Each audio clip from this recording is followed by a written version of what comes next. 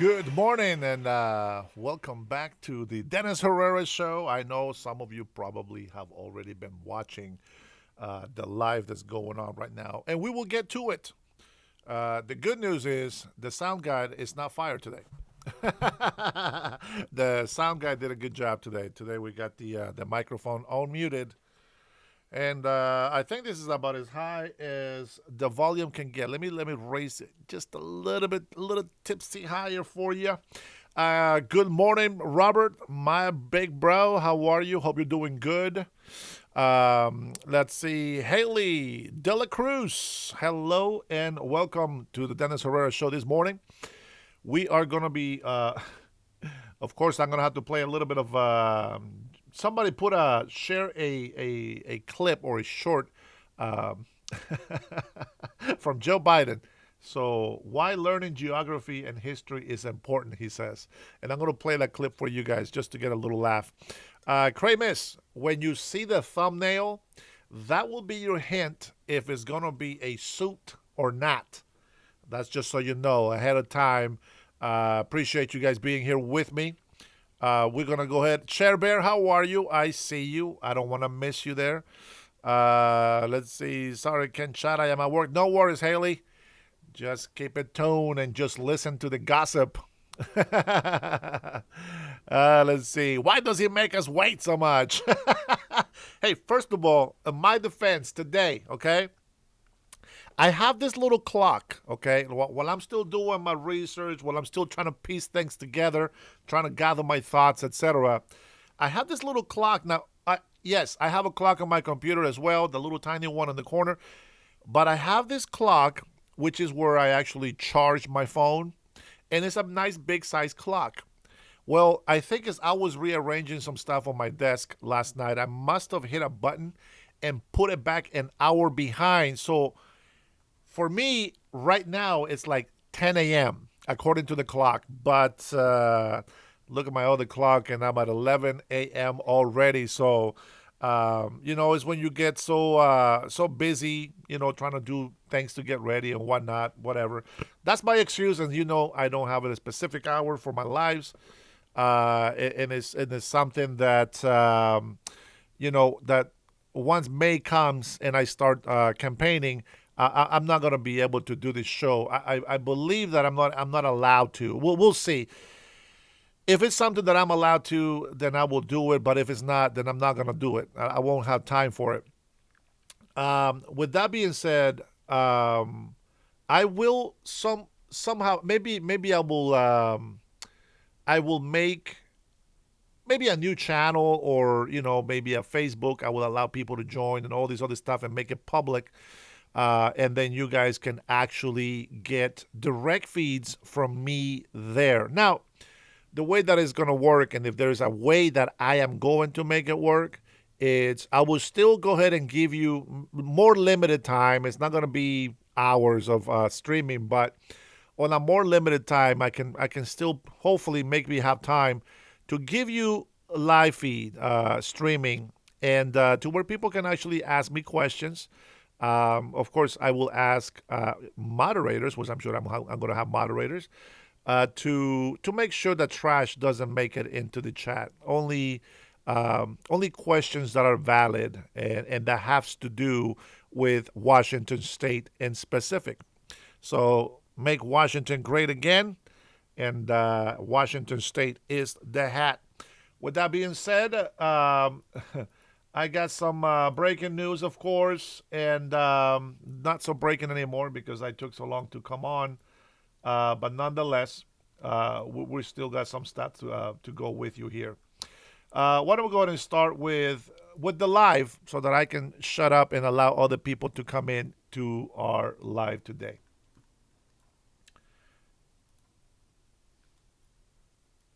The Department of War to temporarily postpone planned strikes against major energy and electricity targets in Iran. They have very, very big, new, actually, and very expensive, billions of dollars it costs to build them. One missile, one of our powerful ones, and it comes down to the ground like it was made out of dust.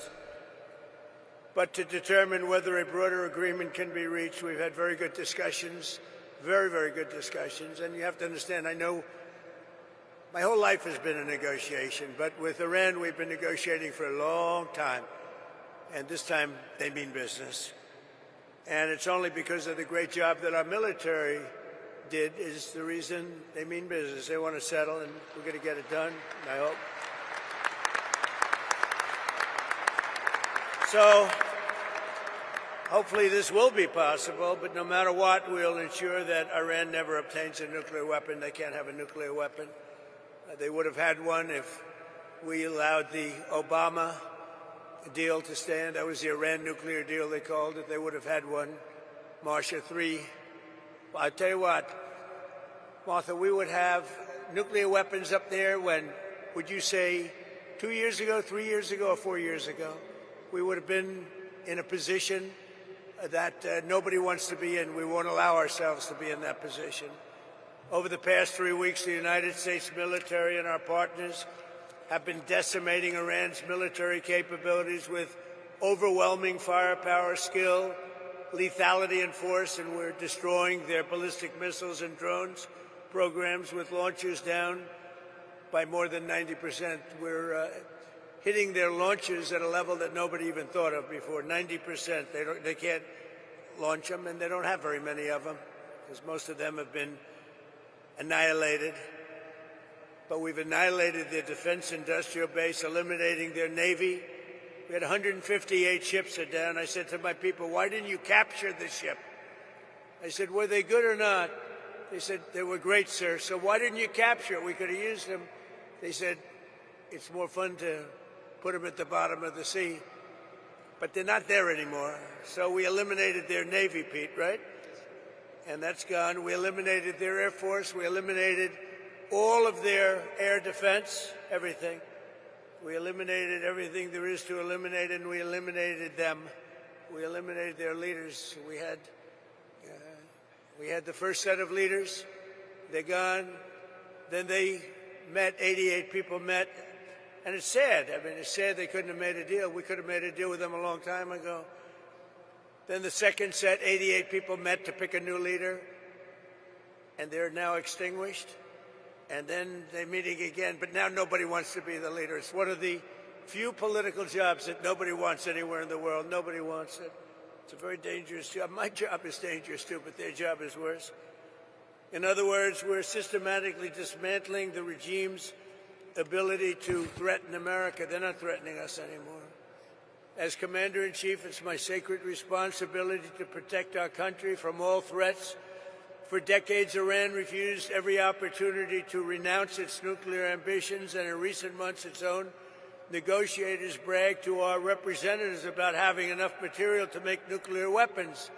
And that was supposed to deter me, but it didn't deter. It made me more anxious, and it just made it much more important. This mission that we're all on together was much more important, and we did it quicker. Iran's missile capabilities were also growing so fast that it would soon have become virtually impossible to stop them. Once they have a missile, once they have what they were building was incredible. And you got a little glimpse of it by the fact that when they came out, they started shooting all of their neighbors. Their neighbors weren't fighting with them. They were getting along okay with their neighbors. And I was surprised. Everybody was surprised. And it actually worked in reverse because their neighbors then turned against them. Now Iran has one more opportunity to end its threats to America and our allies, and we hope they take it. Either way, America and the entire world will soon be much safer and will be a much more secure planet. In addition to all of this, we're working on so many different things. You know, our economy was fantastic. We had a Dow at 50,000. They say it couldn't happen in 4 years. It wouldn't happen during my term. But if I got anywhere close, it would be a great success. Well, in my first year, we hit 50,000. And with the S&P, they said, even more difficult. They said it would be impossible to hit 7,000 on the S&P. And we hit that in our first term. And then, unfortunately, I called Pete, I called General Kane, I called a lot of our great people. We have great people. And I said, let's talk. We got a problem in the Middle East. We have a country known as Iran, that for 47 years has been just a purveyor of terror, and they're very close to having a nuclear weapon. We can keep going and get that 50,000 up to 55 and 60, there's no end. Or we can take a stop and make a little journey into the Middle East and eliminate a big problem. And Pete, I think you were the first one to speak up, and you said, let's do it, because you can't let them have a nuclear weapon. So we are now having really good discussions. They started last night, a little bit, the night before that, and I think they're very good. They want peace. They've agreed they will not have a nuclear weapon, et cetera, et cetera. But we'll see. You have to get it done. But I would say there's a very good chance. And it began when I said that I won't be. We were planning tomorrow on shooting down some of their power plants, and we're going to hold that up. Hopefully, we won't have to do it, and hopefully, we can make a deal that's good for all of us, including the Middle Eastern allies that have been very good to us, including Israel, that's been a great partner in this fight. They've really been a good partner in the fight. They fought hard. But we'll see what happens. I think there's a very good chance we're going to end up in a deal. And so we're giving it 5 days, and then we're going to see where that takes us. And I would say at the end of this period, I think it could very well end up being a very good deal for everybody, as good as if we went all the way and just literally annihilated the place, which if we don't have to do that, that would be a good thing, not a bad thing. In addition, after the appalling lines and massive disruptions at major airports nationwide last weekend, I am again demanding that Democrats in Congress immediately end their disgraceful shutdown of the Department of Homeland Security and restore the full funding for airport security and the TSA. They are holding it up because they want to take care of illegal immigrants coming into our country. They want to take care of criminals that are in sanctuary cities. They want to take care of transgender for everybody, literally the mutilization of our children, men in women's sports. But what they don't want to do is give us anything to do with citizenship for voting or voter ID. Can you imagine? We're the only country that doesn't do voter ID. Every country does voter ID. Brought to my attention today that we're the only country that does mail-in voting. Mail-in voting means mail-in cheating. I call it mail-in cheating. And we got to do something about it all, and it's part of Homeland Security. And I'm suggesting strongly to the Republican Party, don't make any deal on anything. The most important thing we can have is what's called the Save America Act. Don't make any deal on anything unless you include voter ID, and you have to be a citizen to vote. You have to show citizenship to vote. Very easy to do. It's very insulting when they say people can't do it because they don't know how to do it. Anybody that can't do it, I think it's a very insulting thing to say. The Democrats are fully to blame with the struggle of the great American public is going through at the airports. They're going through a big struggle right now, and we just put ICE in charge, and they're helping TSA, the agents, and they're working together so far very well. I actually suggested that in the airports they take off their masks, and they did that. In the airports, I'm a big believer in the mask because we have, Biden allowed hundreds of thousands of killers into our country. We're rapidly getting them out, by the way. But they would go after these people if they knew exactly who they were. But in the airports, it's different. I didn't love the look in the airport as you get off the plane. So I made a request, and they agreed to it. So they're not going to be doing that. We will also bring out, if we don't have enough, we will bring out the National Guard, and where we need it, to help out at the airports. But we're not going to let this happen. It's extortion by the Democrats. They're holding up money that's already been approved, and now they're willing to go $5 billion reduction in ICE in order to get the approval on a deal that they approved, the great big beautiful deal, which is the biggest tax cut in history, the biggest regulation cut in history. They want to basically renegotiate a deal that they already approved, and they're doing it largely for a criminal element. So also the Democrats are putting our country at great risk during this period of time, a period that they call a war. They call it a war. We call it a military operation. Their leaders during this time are, as you want to say, they're in a never land. Schumer is gone. I mean, he's a Palestinian. He should be fighting on the side of Palestine. He's actually become a Palestinian leader. I don't know. I've never seen a man change so much. He used to be pro-Israel. Now he's pro-Palestine. I've never seen anything like it. And, he's worried he's going to lose his next election, which it only depends if anybody runs against him. If anybody runs against him, he'll lose. But he's gone very wacky and very dangerous for our country. But we want all of those things. We have to have them. We want voter ID. We want proof of citizenship as part of our funding. We want to merge them so that we can get the great, big, beautiful bill in action, and we can get the America and Save America. They called it the SAVE Act, but nobody knew what the SAVE Act was. So I said, you have to call it, under any circumstances, you have to call it the Save America Act, because everybody knows what that is. So they want funding taken away from the ICE patriots who are responsible for getting rid of the criminals that Sleepy Joe Biden, the worst president in the history of our country, and his gang of thugs in the White House. You talk about weaponization. They weaponized everybody. When Pam looks at somebody, oh, it's weaponization. They've indicted me. What they've done to me and everybody else, it's a disgrace. They're the weaponizers, and what they've done to people, can never let that happen again. We can never let them get away with it again. They are the greatest weaponizers. Fortunately, it didn't work, because here I am with you. So it didn't work out too well. Didn't work out too well. But they want to have people come into our country. And so many of these people are murderers. They're drug dealers. They're the worst criminals anywhere in the world. They want them in our country. They don't want them to come out. They make it almost impossible, but we get them out anyway.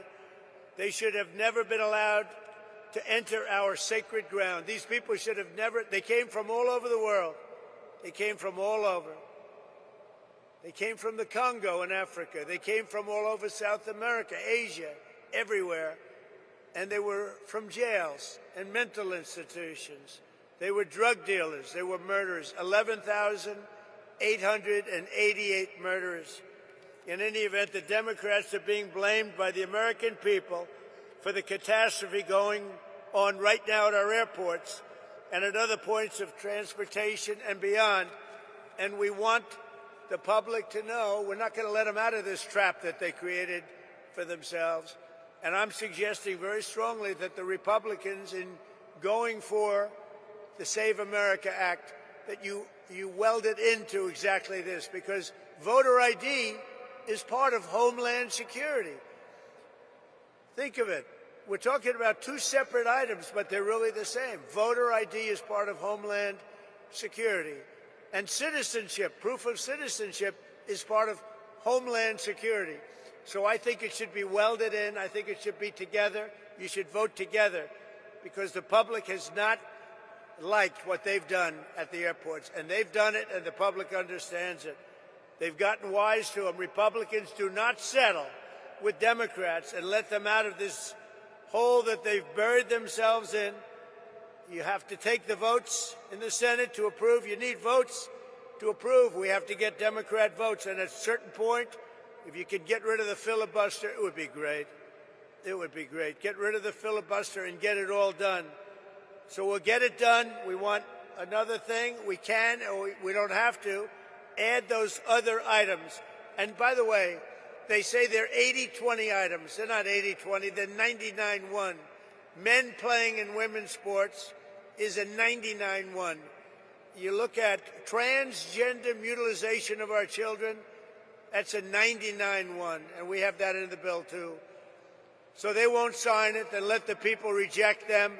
And what we have to do is we have to win the midterms. This is the most important election, because all of the gains that we've made, we built the greatest economy, the greatest military, I built the military in my first term, and we built the greatest military in the world. We're showing it now with Venezuela, with Iran.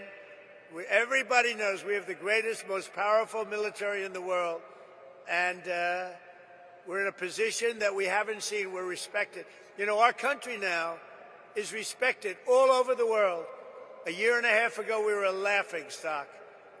We were a laughingstock. The King of Saudi Arabia told me a year and a half ago, he said, President, I can't believe what's happened to America. 1 year ago, you were a laughingstock. Nobody thought you could ever survive. Now you're the hottest country. Use that expression. He said, now you're the hottest country anywhere in the world. And we are now. Congratulations, because we're all partners in this deal.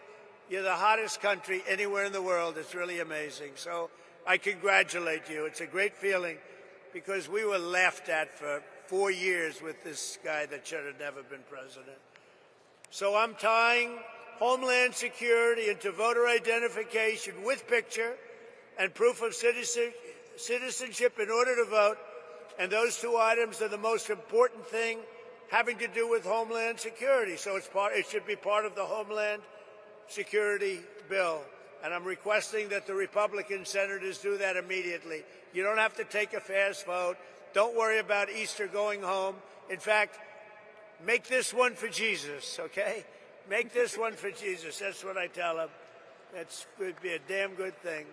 The most important part of Homeland Security is voter ID and proof of citizenship. Nobody can vote on Homeland Security without voter ID or proof of citizenship. And you can't have Homeland Security without voter ID or proof of citizenship. So we're tying them together. So now, if you don't mind, let's get to the reason why I'm in Memphis and why you're doing so well. Because Fred Smith, everybody know Fred Smith? He was a friend of mine, and he created, from a sort of failed report at like Harvard or whatever, he did a business report, a concept he had, that was his thesis, a concept he had to build a company, and it was FedEx. So he gave this thing where he takes packages, he delivers them. Who the heck knows what he put down?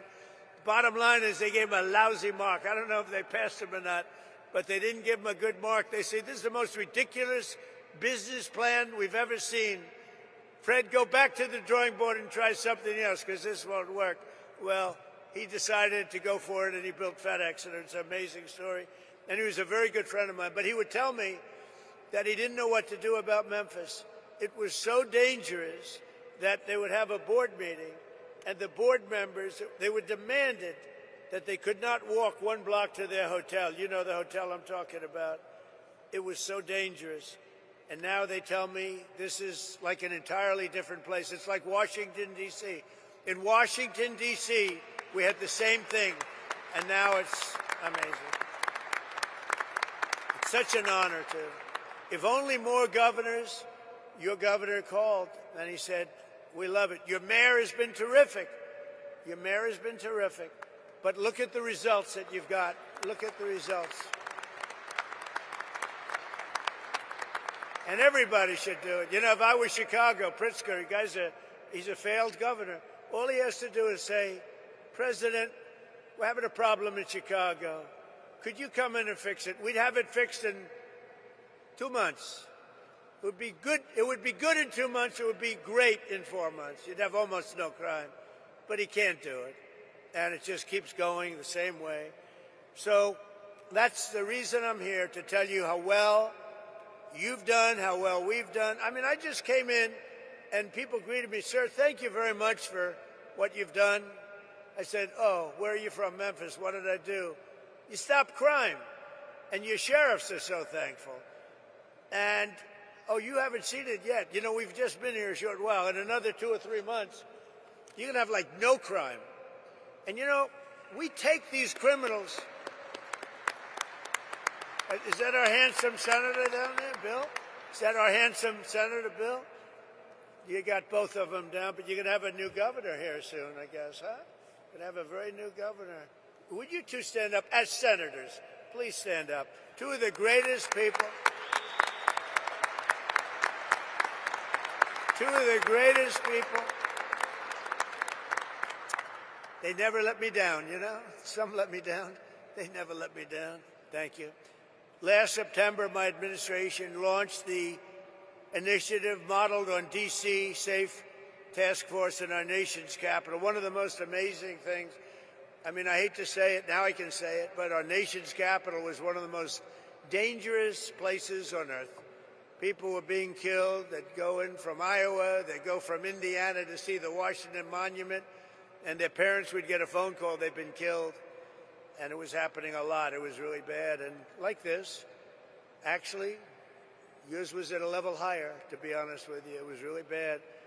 But it was happening a lot. And now you walk down Washington, it's like everybody that sees me in Washington, we've been doing that another couple of months longer, everybody sees me in Washington, they say, thank you, sir. Thank you. And I immediately know what. You know, they could thank me for a lot of things. I said, are they thanking me for the economy? I know immediately. We have people working in the White House, young women. They walk, I would say normally beautiful young women. Ever since I got elected, I don't like to say that, because usually when you say a beautiful woman, isn't she beautiful? That's the end of your political career. So I never say that. But young women coming up to me and they're saying, sir, thank you so much. I know immediately what they're talking about. I say, how big a difference is it? They say, we walk to work. We were afraid to walk into an Uber. We were afraid to walk into a car. The car would be, it didn't matter. The car was being robbed when we were in the car. And it was much more than being robbed. Being robbed was the least of it. And we took out over 3,000 people. And you know, there's an expression that 90% of the crime is caused by 2% of the population. And when you hear that, you realize why we can do such a good job. We moved 3,000 people out, permanently out of Washington. These were career criminals. Many of them came in through the Biden open border disaster. They came in. They weren't there. They came in. They said, we want to live in Washington where they'll take good care of us, give us plenty of welfare. And we got them all out. We moved them back to their countries.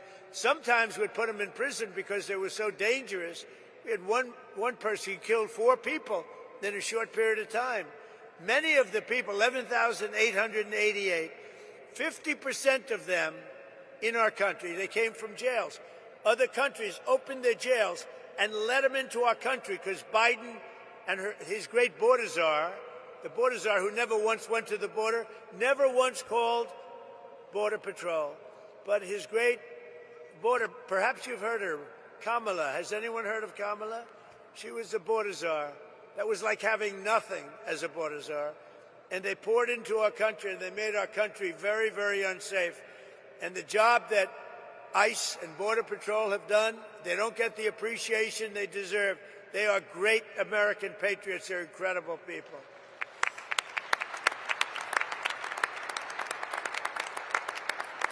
So we brought together 22 federal agencies, state and local police, and 1,500 members of the incredible National Guard to smash the grip of the violent criminals on this iconic American city. The city is incredible. People love it so much, but they're just fed up. They can't stay, and now they're staying. I had somebody backstage say, sir, I was ready to leave, and now we're staying. I said, don't worry, it's going to get much better. It just takes a little more time. Like our D.C. efforts, the Memphis Task Force has been led by our Director of U.S. Marshal Services, Gaddy Seralta, who's incredible. Where's Gaddy? Gaddy, you are unbelievable. And I want to thank you for the work. He did a job in Washington. So when I heard Memphis, I said, I want the same guy that did Washington. Because that went, you're going to tell us when you get up which was more difficult, all right? But members are known all over the world as the home of Graceland. You know I'm going to see Graceland after this? I think, is that right? I love Elvis. I never met Elvis. Everyone said, did you? I met them all. I met Sinatra. I knew all of them. I never met Elvis. Sometimes I feel I should tell the little fibs that I knew him well. I love Elvis, but I never met him. But I'm going to go see Graceland after this, I think. I'm sure it's not going to be a very long stay, but I want to see that. But for years prior to our involvement, Memphis had become known for something else, being the murder capital of the USA. That's not a good title. It was averaging far more than one murder per day, with a crime rate higher than Colombia, Mexico City, or Baghdad. In the year, I shouldn't be saying this, but here's the good news. It's been fixed, all right? I hate to say this because it's so negative. It's so negative. In the year before I took office, Memphis saw more than 12,500 violent assaults, 429 rapes, and 7,600 burglaries and armed robberies. And I mean, it was getting worse. This catastrophe was a result of years of local politicians, judges, and prosecutors who sided with violent criminals over law-abiding citizens. Basically, liberals, or now they like to go with the word progressives. You don't hear liberal. They're liberal. I don't like progressive because it's a beautiful word. You know, they use progressive because that's the only thing they're good at, politics, I guess. You know, they're bad at policy because all these policies are bad, but they're great at politics, and they do stick together. They stick together, they're good at politics, but they're bad at policy because they can't sell open borders, they can't sell transgender for everyone, they can't sell men and women's sport, so they can be the greatest politicians in the world, and that's why I'm here instead of them, I guess. But just as we have in D.C., here in Memphis, we've achieved one of the largest, fastest declines in violent crime ever recorded. So that's something, right? Ever recorded. In fact, you're half a percentage point away from the record, so we'll catch them in the next month or two, all right? I think that's going to happen. But that includes a 60% drop in robberies, a 74% drop in carjacking, and motor vehicle thefts. We have always achieved numbers that are good. These numbers are right on line to be among the best that we've done, and wherever we do this, we have very similar results. We were in New Orleans, where the governor called us, as you know, and we went to New Orleans. They just had Mardi Gras.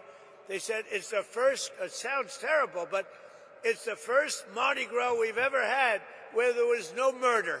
Can you imagine? Doesn't sound too good, but, you know, we're talking about the facts. And they said we had the lowest crime that we've ever had on Mardi Gras, which is almost nothing. We went there about 4 months ago. We did a great job. So we've achieved a 70% reduction in murders from the peak in this place. In total, we've arrested 7,000 criminals, seized more than 1,100 illegal guns, taken more than 1,000 pounds of illicit narcotics, and rescued more than 150 missing children, making their parents beyond happy.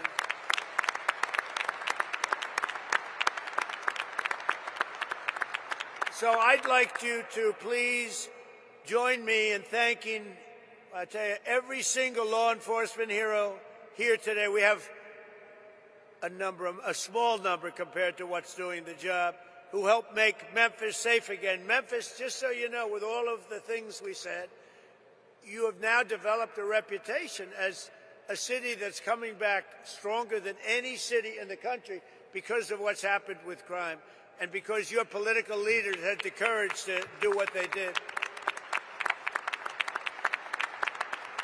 So I'd like you to also say a special welcome and hello to the Tennessee National Guard, the Memphis Police Department, ICE, CBP, the ATF, DEA, Homeland Security Investigations, the U.S. Marshals, the Tennessee Highway Patrol, and all of law enforcement. Everybody got together, and they said, we're going to make Memphis great again. And they really did. It's so good. But, you know, I talk about how good it is. We're at 75%. Some people say 80, 81%. That still leaves 20%.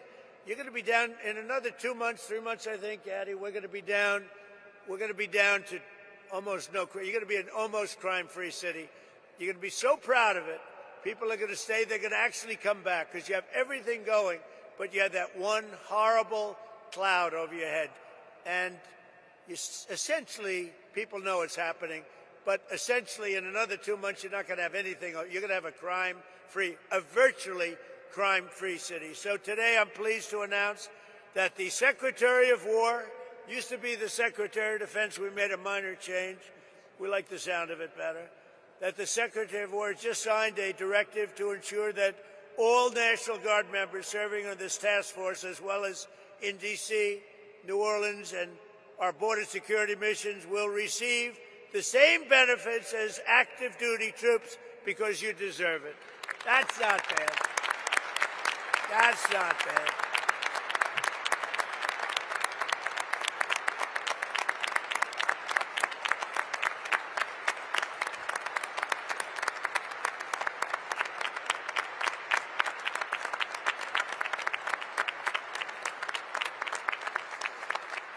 So before we leave, I want to thank Attorney General Pam Bondi, Secretary of War Pete Hegseth. These are great people. Chief of the National Guard Bureau General Stephen Nordhaus, FBI Director Kash Patel, wonderful guy, actually. You got to get to know him. Once you get to know him, he's a wonderful guy. I've known him too long, right? He's a good guy. DEA Administrator Terry Cole, what a job he's done. Acting Director of ICE, where's Terry? Good job, Terry. What a job. In Washington, too. Acting Director of ICE, Todd Lyons. Todd, great. Thank you, Todd. Good job. Head of the ATF, Rob Cicada. Rob. Thank you, Rob. Head of the Tennessee Highway Patrol, Colonel Matt Perry. Thanks, Matt. And head of the Tennessee National Guard, Major General Warner Ross. How are you? You guys look Central Casting. These are Central Casting people. What did you need us for? You didn't need us. Anyway, they had to let you do your job, right? They're letting you do your job now. Thanks as well to Tennessee Governor Bill Lee for the outstanding job. Thank you very much, Bill. We appreciated you for it.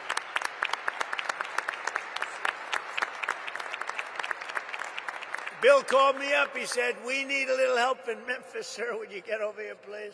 He said, I have no pride. We just want this thing straightened out, right? So thank you very much. I'm glad it worked out. Oh, you haven't seen, what do you see? In 90 days from now, you're going to see numbers that blow these off. You're down 70, 75%. You're going to see numbers that you're going to be very proud of. Senators Bill Haggerty and Marsha Blackburn. Great people. Great people. You have some real warriors, too, as your congressmen and women. David Kustoff, Andy Ogles, Diana Harshbarger, John Rose, Matt Van Epps, and Chuck Fleischman. Will you all stand up? Warriors all. Everyone. Great, great people. You don't get better, and it's not the easiest job, is it? Huh? Speaker of the, you know what I like about them? They're not 3 o'clock in the morning. Sir, I get a call from Mike Johnson, Speaker. Sir, we have a problem. What time is it, Mike? 3 o'clock, sir, morning. We vote at 9. We need, it's always the same, you know, it's like 8 or 9. Sir, could you call them for us and see if you can get their vote? 3 o'clock. Call them up. Hey, Jim, how you doing? Hello, sir. I'm not there. I'm not there. Well, you got to get there. 9 o'clock, you got to vote. Sir, could I have a little breakfast so we could discuss this bill? You know, like a perfect bill, like, you know, voter ID or something. You know. The bill didn't have to be too great to do it. He said, could we have maybe a little breakfast at the White House, sir? So, because I can get there, but I'm just not there. Come on over for breakfast, Bill. You know? I got a lot of them, too. I have about 9 of them. But these are the people we love. These are the people we love. So I want to thank you all. Speaker of the Tennessee House of Representatives, and I hear this guy, I hear he's fantastic. Cameron Sexton, where is he? I have heard such good things about you. And you're working on a very specific bill right now. I know all about you. That's great. Let me know when it's finished. You know, you got to send me a copy, okay? That's great. Thank you, Cameron. You're doing a great job. Shelby County Sheriff Floyd Bonner. Thank you, Floyd. National President of the Fraternal Order of Police. Oh, that's a big one. He gave me his endorsement. Patrick Yost. Where's Patrick? He gave me his endorsement. I said, well, what's your endorsement worth? How many members? He said, sir, we have 490,000 members. I said, that's a good endorsement. Patrick, do you think anybody outside of, within law enforcement, did anybody vote for Kamala that you know of? Don't say it. You're going to get yourself in trouble. Don't say it.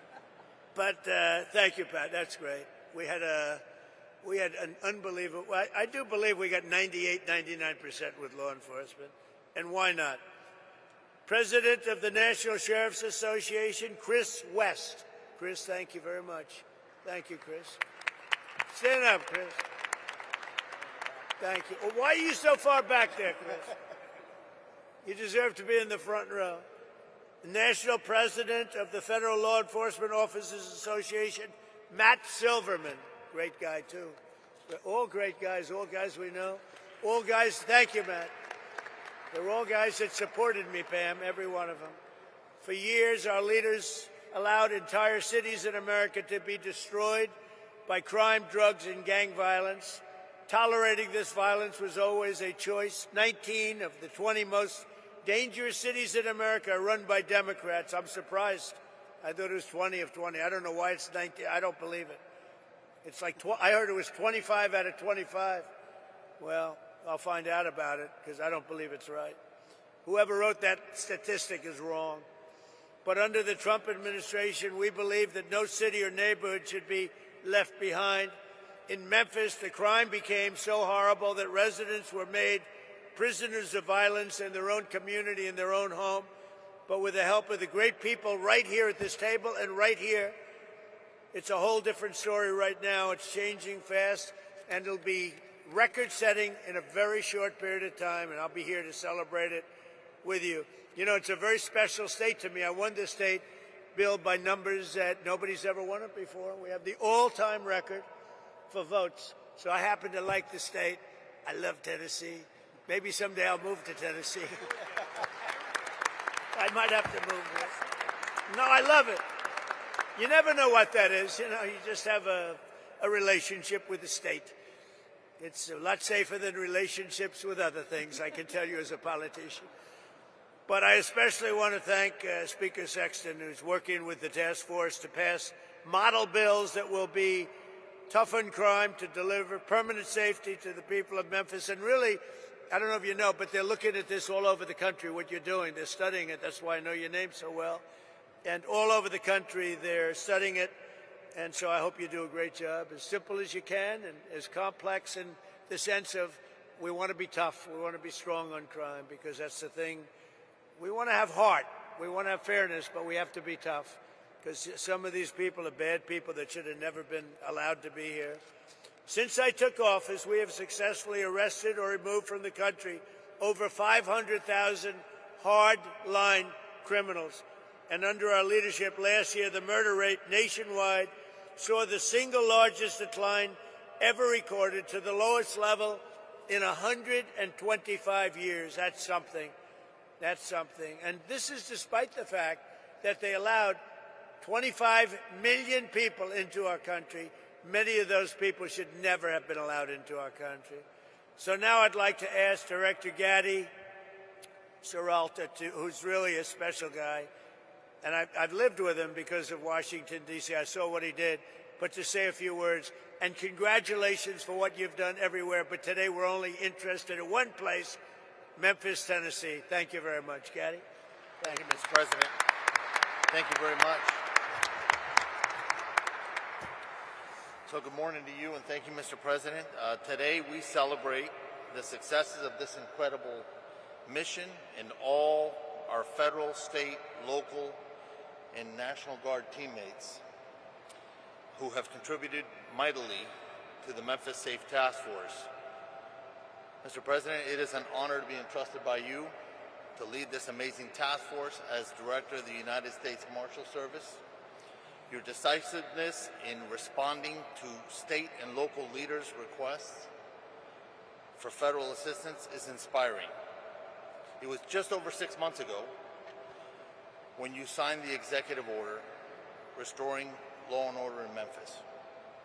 At that point, the city of Memphis was overwhelmed with unprecedented levels of violent crime to include some of the nation's highest per capita rates of murder, robbery, and aggravated assault. Memphis residents could not safely enjoy a walk downtown. Parents were fearful of their children playing outside, and local businesses struggled to prosper. The mission you gave us was clear and concise. Crime will not prevail in Memphis, period. The city will not be surrendered to lawlessness. President Trump, thank you for your leadership. We had a blueprint, quickly restoring order and reducing violent crime, given our success with Operation Make DC Safe and Beautiful, as you mentioned. We began our deployment to Memphis and commenced operations on September 29, 2025 with 20 partner agencies and 200 task force members. Now we partner with 33 multi-agency teams throughout the Memphis area. We have the support of over 2,700 officers and National Guard members who comprise the Memphis Safe Task Force, most of which are out here in the audience. In just over 6 months, the Memphis Safe Task Force has made over 7,342 arrests, this is last week's numbers, with charges ranging from homicide, there was 44 of those, 812 drug offenses, and 757 gang-related offenses. We have seized over 1,200 illegal firearms and located and returned 150 missing children. Each of these arrests and seizures of illegal contraband have a ripple effect, bringing justice to victims, relief to communities, and the prevention of future offenses or deadly accidents. Our work, however, has not just been about arrests and the seizure of illegal firearms and narcotics. Our Tennessee National Guard partners have made a significant impact while serving on the task force by administering several life-saving doses of Narcan to overdose victims, chasing down and detaining a fleeing murder suspect on Christmas Day, and providing immediate life-saving medical aid to the occupants of a vehicle collision on I-40. That's just a few of the things they've done. Similarly, our Health and Human Services Tactical Med, we call them TACMED, they're our doctors. Their team has treated almost 500 task force officers and related injuries during our operations. The fraud cell, the Memphis Safe Task Force Fraud Cell, has been a key contributor in targeting federal benefits fraud, organized crime, and other complex fraud matters. The Fraud Cell has more than 80 open investigations, 33 cases active with the United States Attorney's Office. Their recent efforts have resulted in 2 indictments of convicted sex offenders living in housing paid for by Housing and Urban Development, and 1 indictment for stealing benefits from a Social Security beneficiary. I would also like to recognize the work of Attorney General Bondi's incredible staff at the Western District of Tennessee. Their stats tell a remarkable story as well. They have increased the number of defendants charged by 221%, and the number of cases indicted by 204%. when compared to the same operational period last year. I see you smiling, Mike. Congratulations. Without question,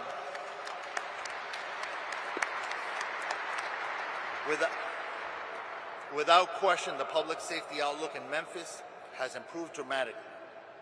In the past 6 months, collectively, our efforts have resulted in a 43% reduction in total serious crimes, 37% reduction in murder, 40% reduction in sexual assault, 56% reduction in robbery, 68% reduction in motor vehicle thefts, and the most impressive of all is a 65% increase in the solvability of the crimes that have been committed. These numbers are so impressive that it's often easy to just recite them without reflecting on significant positive impact that we have had on lives of Memphis residents. The city's residents and visitors are now more likely to venture downtown, and our local businesses are rallying back. Large-scale public events have shown improved safety outcomes, as demonstrated during the December 6, 2025 St. Jude Marathon, where 22,000 runners gathered without a single reported downtown burglary, compared to multiple incidents in the prior year. Perhaps the most telling of all is one of our Special Assistant United States Attorneys recently reported that a traveling emergency room doctor, expressed his appreciation for all that the task force had done. You see, he said that in years past he would see 3 to 5 gunshot victims per shift. And now he sees an average of 1 gunshot victim every 3 or 4 shifts. Mr. President, the Memphis Safe Task Force underscores one simple truth. When federal, state, and local agencies work together as genuine partners, we can reclaim even the most troubled cities. I am extremely grateful to you for the opportunity. To all our partner agencies, it has been an honor to work alongside you, and I look forward to sustaining and building on these partnerships as we continue to make Memphis safe again. Thank you. Thank you, Getty, very much. And Pam, I think, thank you. What a great job. And I think, I see them sitting out there, your U.S. Attorney and your Assistant U.S. Attorney. You do a great job. Would you please stand up? Michael Donovan, Thank you, Michael. Thank you both. Great job. Thank you. Pam Bondi, please. Thank you, President Trump. Some people choose to tolerate crime, but you chose law and order. And that's why this task force worked. It was all of us, as Gaddy said, working hand in hand with my FBI, DEA, U.S. Marshals, ATF, with Cash, with Terry, with Rob, with Gaddy. Not only that, with Pete, with Department of War, with Homeland Security, with all of my agencies working hand in hand with the National Guard. When you went out there, when we came to Memphis, you could not tell who was with what agency because everyone was working so well together. Our U.S. Attorney, Mike Donovan, was out there. And not only does everyone needs to know, we met with this president multiple times about this endeavor. The president knew what was going on here. The president cared. People like Alice Johnson sitting in the front row, who is a Memphis resident, she told us what a horrible crime problem there was. And I think the unsung hero in all of this is Stephen Miller. Stephen is the architect of making all of these plans work. Stephen, thank you. Thank you. And just 2 very brief examples. There was a horrible murderer, Arsenio Davis, who last October committed a gruesome double homicide. He killed his mother and dismembered another person. And based on this task force working hand in hand, he's off the street. Another example, a horrible monster who's charged with raping a small child. This task force, all of these members working together, arrested him. We can give you countless examples of that. Over 770 gang members off the streets. And we know there's no normal day for a law enforcement officer. We know it's so dangerous what our law enforcement officers do. But know this, Donald Trump and this administration, we have your backs. Thank you all, and thank you, President Trump. Thank you. Thank you. Thank you, Pam. And Pete Hegseth, who's been unbelievable at what he's doing, is nobody better. That was a wise choice. Pete, go ahead. Well, thank you, Mr. President. Thank you for your historic leadership on Operation Epic Fury.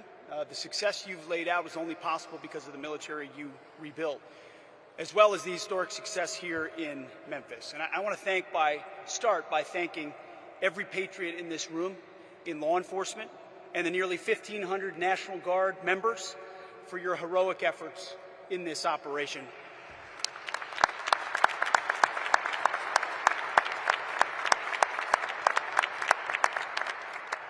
This is more than a task force. This is a statement not just in this city, but across the nation. When I look around this table, I'm looking at people that we work with every day: Governor, Cash, this team, the National Guard, Pam, Stephen, as was mentioned, Gaddy, the Speaker, at the federal level and the state level, working hand in glove. It doesn't happen any other way. You see, before President Trump, our nation was set on a perpetual course of decline. Our defense industrial base had been hollowed out. Our military had lowered its standard, prioritizing equity over merit and lethality. And right here in cities like Memphis, our people were focused on enduring just what seemed to be the status quo of rampant, vicious crime. Well, they let their cities burn to the ground, literally. In the name of hollow humanitarianism, weak leaders, and that's what it is, it's weak leaders, previously provided sanctuary for hordes of dangerous, illegal aliens who preyed on our most vulnerable. Soft on crime, defund the police nonsense tied the hands of our brave law enforcement heroes while the bad guys ran wild. And the most basic tenets of public safety, the foundations of any civilized society, were labeled as too toxic to implement. Well, not under President Trump. Such engineered chaos combined with a wide open border. By the way, thank you for agreeing to sign that declaration for the Memphis troops, the DC troops, and the troops on our border. They'll now be paid and get benefits just like folks on active duty. Thank you for that, Mr. President. It's an important step of demonstrating how serious this mission is to the Department of War. It's common sense. And it was that same common sense that brought President Trump back to the White House. People were sick and tired of the never-ending crisis. And under President Trump, we will not allow depraved, suicidal ideologies to destroy our great cities. No longer will we sit idly by while illegal aliens and savage criminals rape, murder, and poison the good people of this country. Because every American, without exception, is entitled to safe, clean, and beautiful cities. Cities where you can walk in peace, cities where law enforcement can do their job.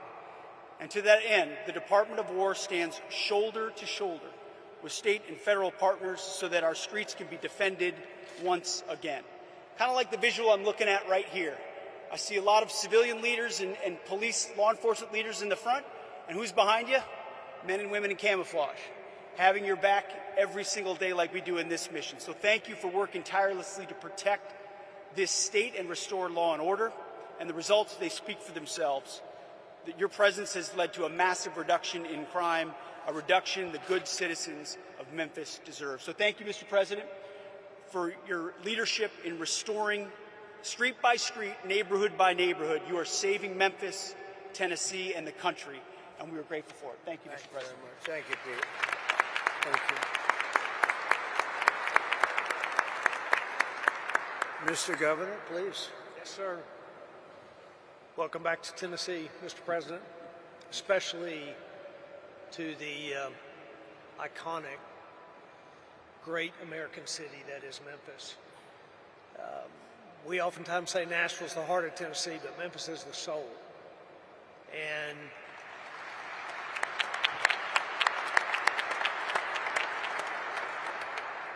great businesses here, remarkable people, a true, rich cultural history, but a serious problem. And I want to tell you, even for me, today's a very important day, even personally. I'm a man who has loved this city all of my life. My grandparents, my mom born and raised, my family here.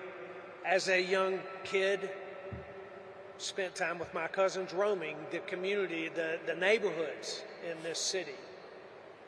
But sadly, for decades, that was not possible for children to do safely anymore. And to watch this great city be plagued by crime like it has for decades was a very tough thing for Tennesseans to do. But as was said earlier, what's happened in the last 6 months has changed that story entirely. And because of your leadership, Mr. President, putting together the Memphis Safe Task Force, putting these people, this leadership team in place, funding and making possible resources that have never before been made available to a city like has been made for Memphis. because of that, because of the leadership here, and especially these men and women of law enforcement and the National Guard who have, in fact, gone shoulder to shoulder with not only the multiple agencies involved, but with the people of Memphis. What has happened here has created generational change and will create generational change, and it could not have happened except for what's happening and what we're celebrating here today. So the people of Memphis are grateful. This governor is grateful. I thank you for the work that's happened. And we are looking to the future. We believe that great things lie ahead for this city. There's a lot of work yet to be done. The General Assembly, and we are working together with the General Assembly to create legislation that will make certain that this is a lasting effect for our city. I'm very hopeful for the men and women of Memphis that have prayed for a long time that the violence would stop, for the businesses that have held strong to create jobs and opportunity for Tennesseans. I have a lot of hope for the future. I do believe and have believed all my life that this is a great city, and now it is on a trajectory of greatness beyond where it's been in the past. Thank you for that. And I will say, I want to introduce Stephen Miller to speak next. There is one person who showed up here early, actually multiple people at this table, but he said his commitment to whatever we needed for this city and for this task force to be successful. He committed that when this began, and it has happened. And we're not done, but the statistics speak for themselves. What Gaddy just read out a while ago is hard to imagine when we first started this just 6 months ago that these were going to be the results.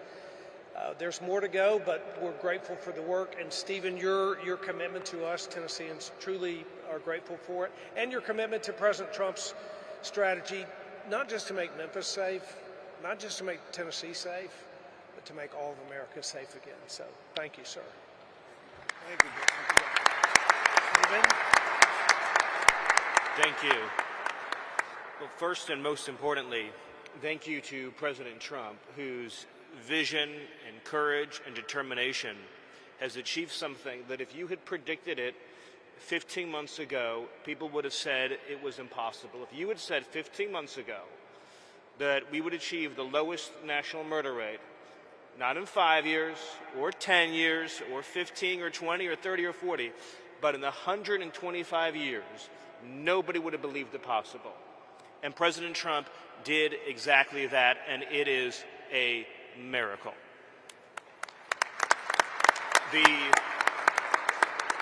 Just think about this for a second. Under President Trump's leadership, the largest reduction in murders in American history, the largest reduction in violent crime in American history, the largest reduction in drug overdose deaths in American history, the largest reduction in fentanyl in American history, the largest reduction in illegal immigration in American history, and the largest number of criminals arrested, removed, or deported in American history, all done in 1 year. Right?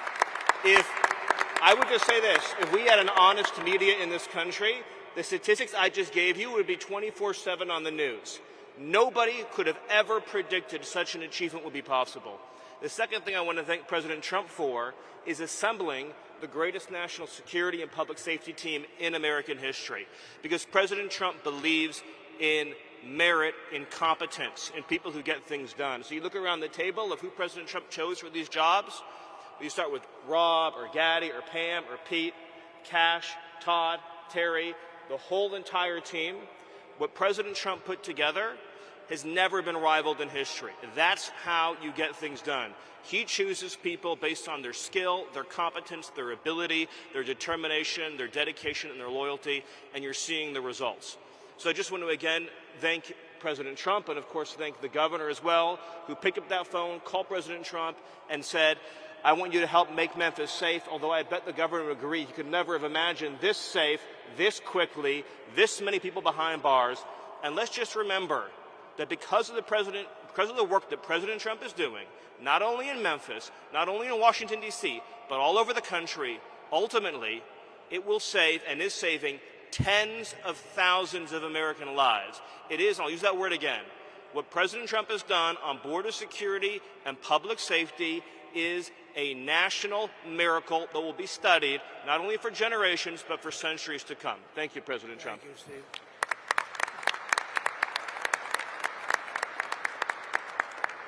So, Cash, see if you can top that. I don't know. That's a tough one, Cash. That is tough.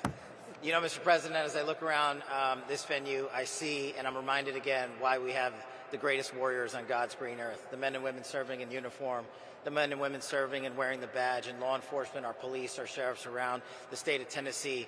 I'm reminded that Americans exist to protect this country day in and day out, and they've done it like we've done it here. But what we didn't have was you. We didn't have a commander-in-chief who backed the blue, who resourced the blue, who funded the military, who did whatever it takes to safeguard every single life. And here in Memphis, Tennessee, you have put on a show for the world. You have allowed us to go out there and capture gangbangers, rapists, murderers, drug dealers at record historic levels. And for me, a first-generation Indian-American kid whose parents fled a genocide in East Africa to become the 9th director of the FBI, I'm living the wildest dream you could possibly imagine, sir. But it's thanks to you. But more importantly, what I see when I look out across our great partners here in the interagency and our great legislatures and our great prosecutors and our great attorney general who has the guts to go out there and make arrests, turn them into prosecutions and put people in prison, you are giving that dream to every single child in the state of Tennessee. You are inspiring the nation and law enforcement to come up and wear the badge and wear the colors of this country and safeguard our men and women for generations to come. This is an enduring mission, Mr. President, because you have made it enduring. It is going to go on for generations to come. They are going to try to achieve what you accomplished here, what Stephen said, in just one short year, and they're going to be doing it for decades because America was smart enough to elect you as our commander-in-chief. So while we're out there fighting for the dreams of our children, just know, Mr. President, how many millions of dreams like mine are going to be lived thanks to your brilliant leadership. Mr. President, thanks for delivering America the safest country on God's green earth. Thank you very much, Jay. Pretty good? You did pretty good. Thank you very much. Mr. Speaker, please. Thank you, Mr. President. It's great to be here with you today. And obviously we're in the hottest country, in the hottest state, and now the hottest city, thanks to you. So we appreciate your leadership in that endeavor. Also, it takes strong leadership, Mr. President, to do what you do. We thank you for that and have a strong team as well. But I'd like to say that I appreciate how resolute you are in your belief and your attitude. And I think that's a testament to making America first. Also, I want to thank you for delivering freedom. When we talk about crime, a lot of times we talk about normalcy. But people get used to high crime. They don't understand what low crime is. And in this city, unfortunately, it became a normal thing, seeing high crime. But you deliver freedom to the residents here in Memphis, as well as Governor Lee did. And it's as little as watching a kid or a child who said they had a bicycle in their living room, and now they're able to ride it outside.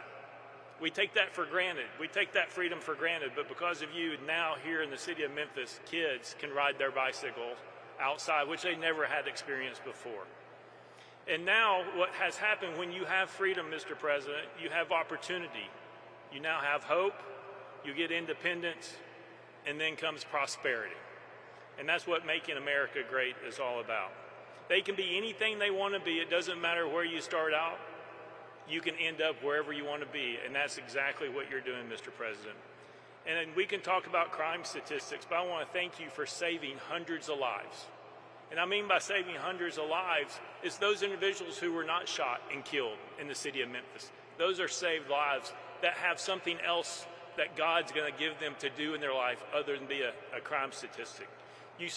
In your short period with your team's approach, there are 10,000 less victims in the city of Memphis. Think about that. Hundreds of lives saved, 10,000 less victims. That is an accomplishment that you have never seen in this aspect.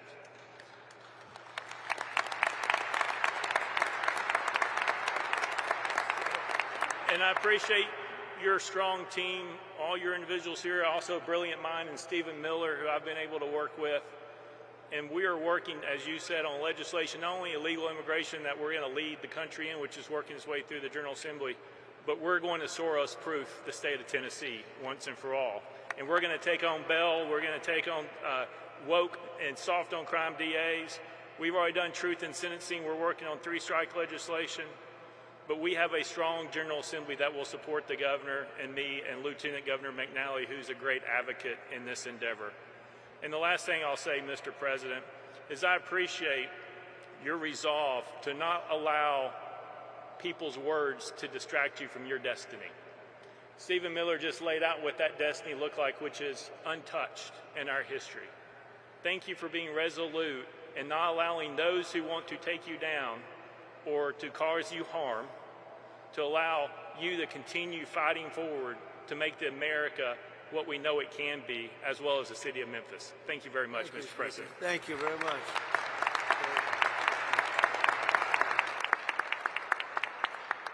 And now we have the ICE director, very important. He's done a fantastic job. Todd, please. Law enforcement officer, thank you for letting us do our job again. That's the key thing. The men and women in this room that wear the badge every day, we know that we have a president that has our back. So because of you, we can go out and we can make America safe again. But honestly, sir, if you just could look at what we did, this is what happens when strategy actually meets execution. Your model is delivering real results, securing communities and making neighborhoods safe. And if more cities would just take the lead and have the strength and constitution like the governor does to make their major cities safe again, this is a prime example of how to do it. This is a direct reflection, sir, of the model that you put in place. This and the Homeland Security task forces that you put into action with your executive order are really what's going to make a difference to this country. One thing, and Gaddy brought it up, was the Memphis Interagency Fraud Cell. That's key to your promise to the American people that honest Americans that need that funding will get it. What we're doing is we're having a reduction in fraud when it comes to SNAP benefits, mail fraud, and Medicaid fraud. And that's key and important for true Americans that believed in you that you're going to make a difference to make this country great again. While this wasn't an immigration-led operation, sir, we did have 619 illegal aliens arrested, 7 of those which were Venezuelans that were paroled into this country, or TDA gang members, 1 El Sal that raped a child, and another Honduras male that raped several children. Because of your leadership, we were able to get these violent criminals out of our neighborhoods, and sir, Memphis going forward is going to be the example, as Mr. Miller said, for decades to come. So on behalf of the men and women of ICE, the special agents of Homeland Security, we thank you for your leadership. Thank you very much, Chad. And just, if I might, so you're at the front of a storm. The Democrats have caused lots of problems at the airports and all other places too. We shouldn't be in this position, especially when we're in conflict elsewhere. But how are you doing, and how is ICE doing at the airports and helping out?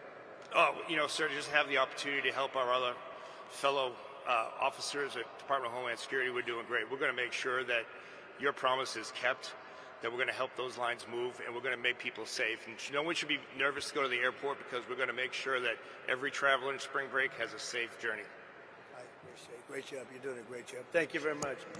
Rob Cicada, please. Rob. Mr. President, thank you for your assembling of the Memphis Safe Task Force. Your leadership empowered ATF and all of our state and local partners to focus on the most dangerous criminals operating in Memphis. Violent repeat felons, many walking the streets despite having 3, 4, and 5 felony convictions, are no longer doing so. They're no longer walking these streets without the fear of federal and state local and state law enforcement getting together and taking them off the streets. We focused our efforts on the most violent gang members operating in Memphis, so much so that we've decapitated the leadership of the Rich and Ruthless gang and the Vice Lord gangs operating here in Memphis. Their leadership, their membership is currently running the streets without any sort of direction. The gang members are falling apart. They're weakened. Their ability to coordinate and commit violent crimes are broken down because of the Memphis Safe Task Force. We've also been able to identify numerous firearms trafficking task force. Some of the evidence items that you see here were recovered from violent gang members. Many of these firearms were converted from semi-automatic weapons to be able to accept machine gun conversion devices, which now allow these rifles and pistols to shoot full auto. Those weapons were used by the gang members to terrorize this community and commit numerous homicides and numerous aggravated assaults. Those networks were identified and removed from operations. One in particular was operating three 3D printing machines, making machine gun conversion devices in his house when search warrants were executed by ATF and our Memphis Safe Task Force partners. We are continually focused on preventing violent crime. In one instance, while we were out of patrol with our state and local partners, our agents responded to a shooting that had just occurred, located a victim that sustained serious gunshot injuries. Agents were able to render first aid on the scene and prevent that victim from bleeding out. Victim was transported to the hospital and ultimately survived because of the Memphis Safe Task Force being here. Our agents regularly talk to the members of the community. The community, when we first arrived, was in visible fear. They were afraid to walk out of their homes to the corner store. They were afraid to sit in their front yards because of being in fear of being victimized of a drive-by shooting. Those people are now approaching our agents and our partners, thanking us every day for being out there and taking the fear away from them so they and their family members could walk their communities and sit in their front yards and talk to their neighbors without fear of being killed or shot. So thank you for your support of law enforcement and for creating the Memphis Safe Task Force. Thank you, sir. Thank you, Robin. You do a fantastic job. Thank you very much. One of the best crime fighters I know really from personal experience, because I've watched him more in D.C. than here, but I get the reports on what's happening in Memphis. And Terry Cole, please say a few words. Great job. Mr. President, thank you for your leadership. It has given law enforcement the tools and the support to take this fight directly to the local street gangs, but also the cartels, the designated terrorists that are killing Americans.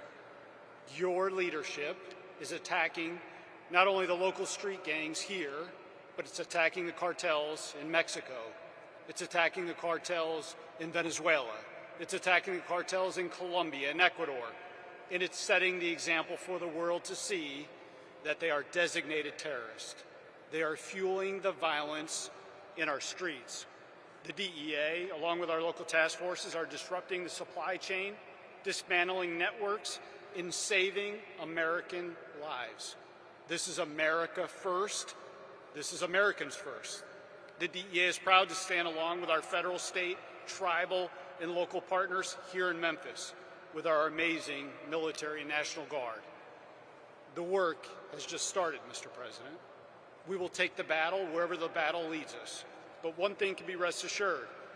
After you take Maduro out of Venezuela, after you take Mencho out of Mexico, after your diplomatic pressure forces the Mexicans to make a record seizure last week of 270 kilograms of fentanyl that was destined for the United States, this is truly due to your leadership. It's due to your partnership with law enforcement that enables us to do our job. A few small seizures from this task force is represented in front of you. Close to 190 kilograms of cocaine, close to 50 pounds of methamphetamine. But more importantly, this task force seized enough fentanyl to kill in lethal dosages close to 20 million Americans. 20 million Americans. In a separate case just outside of Memphis, working with our state and local law enforcement partners, we seized another 25 million lethal doses of fentanyl that was heading to our cities, heading to our streets. I will tell you, Mr. President, in my 3 tours here to Memphis to put on the gun, to put on the vest, and to go out in the community, I was welcomed. I was welcomed not only by an amazing Highway Patrol colonel and his team, but I was welcomed by the community. I was invited to front porches. I was invited to an ice cream social. But that was in between the hard work of the men and women of the DEA and this task force that we're conducting daily. See, personally, I served 4 search warrants with the amazing men and women of DEA and the Memphis Police Department and Tennessee Highway Patrol because I believe in the mission of where you lead from the front. So thank you for giving us at the DEA the power to do our job again. Thank you for giving us these amazing relationships with these task forces and the Homeland Security Task Force and the Memphis Task Force and the Washington, D.C. Task Force. There's no command we won't go out and complete, Mr. President. We're here to execute your orders. Thank you for your leadership, and thank you for this amazing opportunity to make America safe again, sir. Thank you. Thank you, Terry. Great job. So just in finishing up, we have 2 great people that happen to live here. One's a business owner and a good one, and one's a good one, also a resident. And we're going to ask you both to say a few words, please.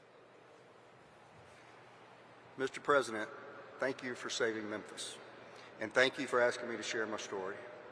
My name is Tim Pugh. I'm a co-founder and president of Pugh's Earthworks and Pugh's Flowers. My brothers and I have 2 family-owned businesses in Memphis, and this year marks our 50th year in business since we started our American dream. My entire family, including our new grandbaby, is living and working in Memphis. We want our family to feel and be safe. We have many friends that have moved away and encouraged their children to move away because of the escalating crime. We love Memphis and call it our home and would never want to move away. The crime in Memphis has affected my businesses. We've had several delivery vans full of flowers stolen as we're at the front door of someone's house delivering. Turn around and the van was gone. We've had landscape equipment stolen from job sites, so now we have to lock each piece of equipment to the truck while we're working on a property. And because of multiple break-ins, including one night we had 5 vans with the catalytic converter stolen on all 5. Due to repeated theft, we had to install an electric fence and multiple cameras around our main store to prevent this theft. All of this adds significant financial burdens and man hours. In the spring of last year, members of one of my landscape crews were robbed at gunpoint. This type of action became too normal in this city that I was raised in, and honestly, I felt that we were on a path of no return. How could we continue to operate our business when theft was rampant and, God forbid, lives were lost? Thankfully for you, Mr. President, we don't have to live and operate that way anymore. We have a great police force in Memphis, but they just needed reinforcements to get the crime under control. So thank you for bringing in those much-needed reinforcements. Our mayor has done a good job. Each week he's sending out emails of the progress, and just last Friday he reported that crime was down well over 40%. Honestly, Mr. President, I feel like crime is down 100%, and that is because of what you've done. We want Memphis to grow and prosper, and to do that you must have a low crime rate. People have to feel safe. That wasn't the case before, but now it is. Thank you to the task force and our city leaders for working together to make this happen.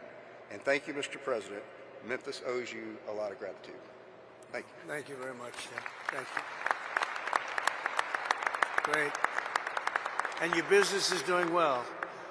That's great. It's going to get better and better. You watch. Thank you very much. Delisha? Thank you so much, Mr. President. It is a complete honor to be here with you today. Thank you for saving Memphis. My name is Delicia Ballinger, and I'm a lifelong Memphian, and I'm a mother. And I wanted to speak with you today, not just as a citizen, but as a mom who's lived through what Memphis has become. I remember a different Memphis. I remember when the city felt alive, when families didn't have to think twice about safety, when kids could just go outside and just be kids. We had places to go, things to do, and a sense of pride about where we come from. But over the years, that Memphis has faded, and what it was replaced with was fear. Before the Memphis Safe Task Force, I just didn't hear about crime, I lived it. I watched friends and people that I love lose their lives to the senseless violence. I've attended funerals that never should have happened. I've seen families torn apart, mothers grieving, and children growing up without parents. all because of violence that felt like it would never end. And those moments stay with you. They change how you see everything. But nothing's changed me more than becoming a mother. Because now, it wasn't just my life that I was worried about, it was my children. There were days where I wouldn't let them go outside, not because I didn't want them to, but because I was afraid what would happen if I did. And the fear of stray bullets, the sounds of gunshots at night, constantly wondering if they were truly safe. And that fear became real in a way that no mother should ever have to experience. At just 5 years old, I could have lost my son.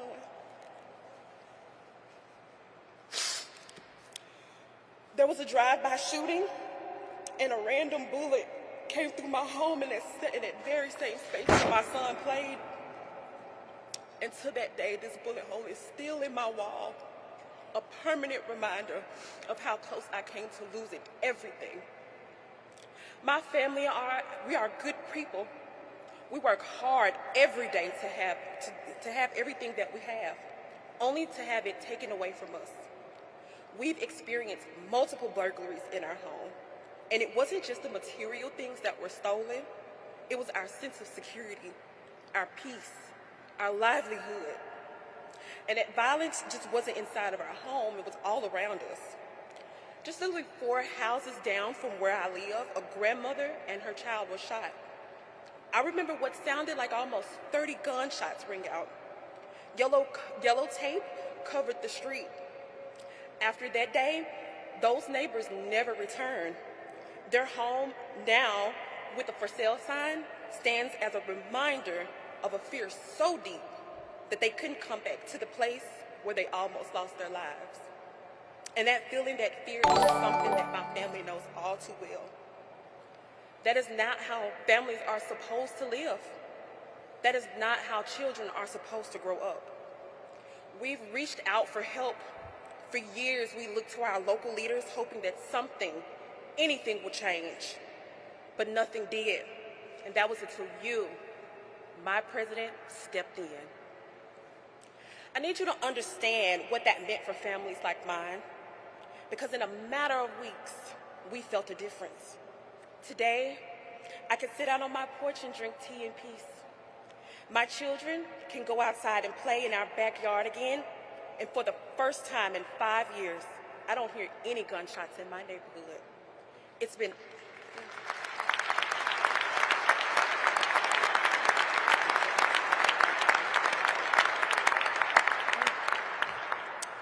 almost 6 months, and it's like a whole new world.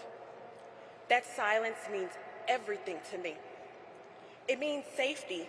It means peace. It means that I can breathe again as a mother. What years of waiting couldn't fix, you did it in just 3 weeks. And I'll never forget that. My family will never forget that. And what's even more powerful is that that impact did not stop there. Because of the Memphis Safe Task Force, it has sparked continued efforts right here at home, like the Make Memphis Matter movement, led by the incredible, the most awesome State Senator Brent Taylor, starting in 2023, who is putting his best foot forward every day to continue the mission to make it a safer Memphis and to hold our SOARS-backed DA accountable at a state level, and partnering with amazing Senators Hagerty and Blackburn on the federal level. And it's because of leadership like that, I believe that Memphis can become that place that I once remembered. So from the bottom of my heart, thank you. Thank you for seeing communities like mine. Thank you for taking action. Thank you for putting Americans first, especially right here in Shelby County in Memphis. Because this isn't politics for me. This is my life. This is for my children. In fact, President Trump, my son, my beautiful son, is here today, and he would like to wave and say thank you, because now he's free to live a normal childhood. Braylon, stand up for me, baby.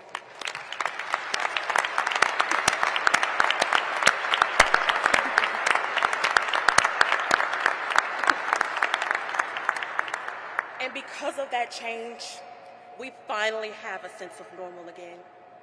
Again, from the bottom of my heart, I truly don't have the words to share how much I appreciate you. Thank you so much, sir. Memphis loves you, President Trump. Thank you.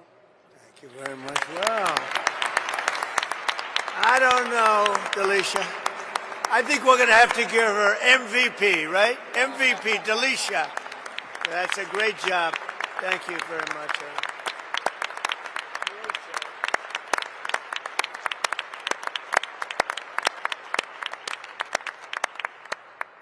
I think she has to run for office. Would you like to become a Republican? She said, I am a Republican. I love this. Anyway, great job. Thank you very much. Appreciate it. Really beautiful. So you're going to see some fantastic results. You already have, but you're going to see some numbers that are going to bring you into a level that few cities attain. I want to thank the governor. I want to thank the state. The state is just a fantastic state. The first day I stepped in it, we were leading by 30 points, and it never went down. It just only went up. So it's something special. We have a bond. We have a special bond. You know, you can be a politician, but when you win something in landslide, you have a very, very great feeling. And I want to tell you, this is a very, very successful, beautiful state, and I love Tennessee. Thank you very much, and congratulations to Memphis, and fantastic job. Thank you. Thank you, everybody, very much. Thank you.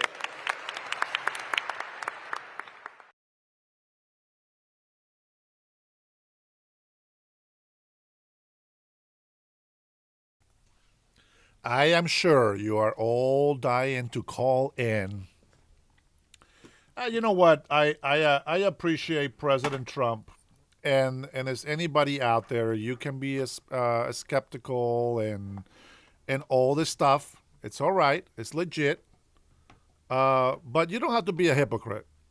You know, when people watch my show, they automatically come in here thinking, oh, you know, there's a MAGA guy and Trump can never do wrong. Well, I know that there is going to be some things along the lines of I don't expect any government to be perfect. Number one, if I voted for Trump, I didn't vote for Trump on emotions or feelings. I voted for President Trump knowing that action will need to be taken, and I hoped that he would. And so far, he is. So I think he's great. I think he's fantastic. And whether he's going to be able to address, you know, your needs and my needs, well, you can please everybody. And I've learned that in life.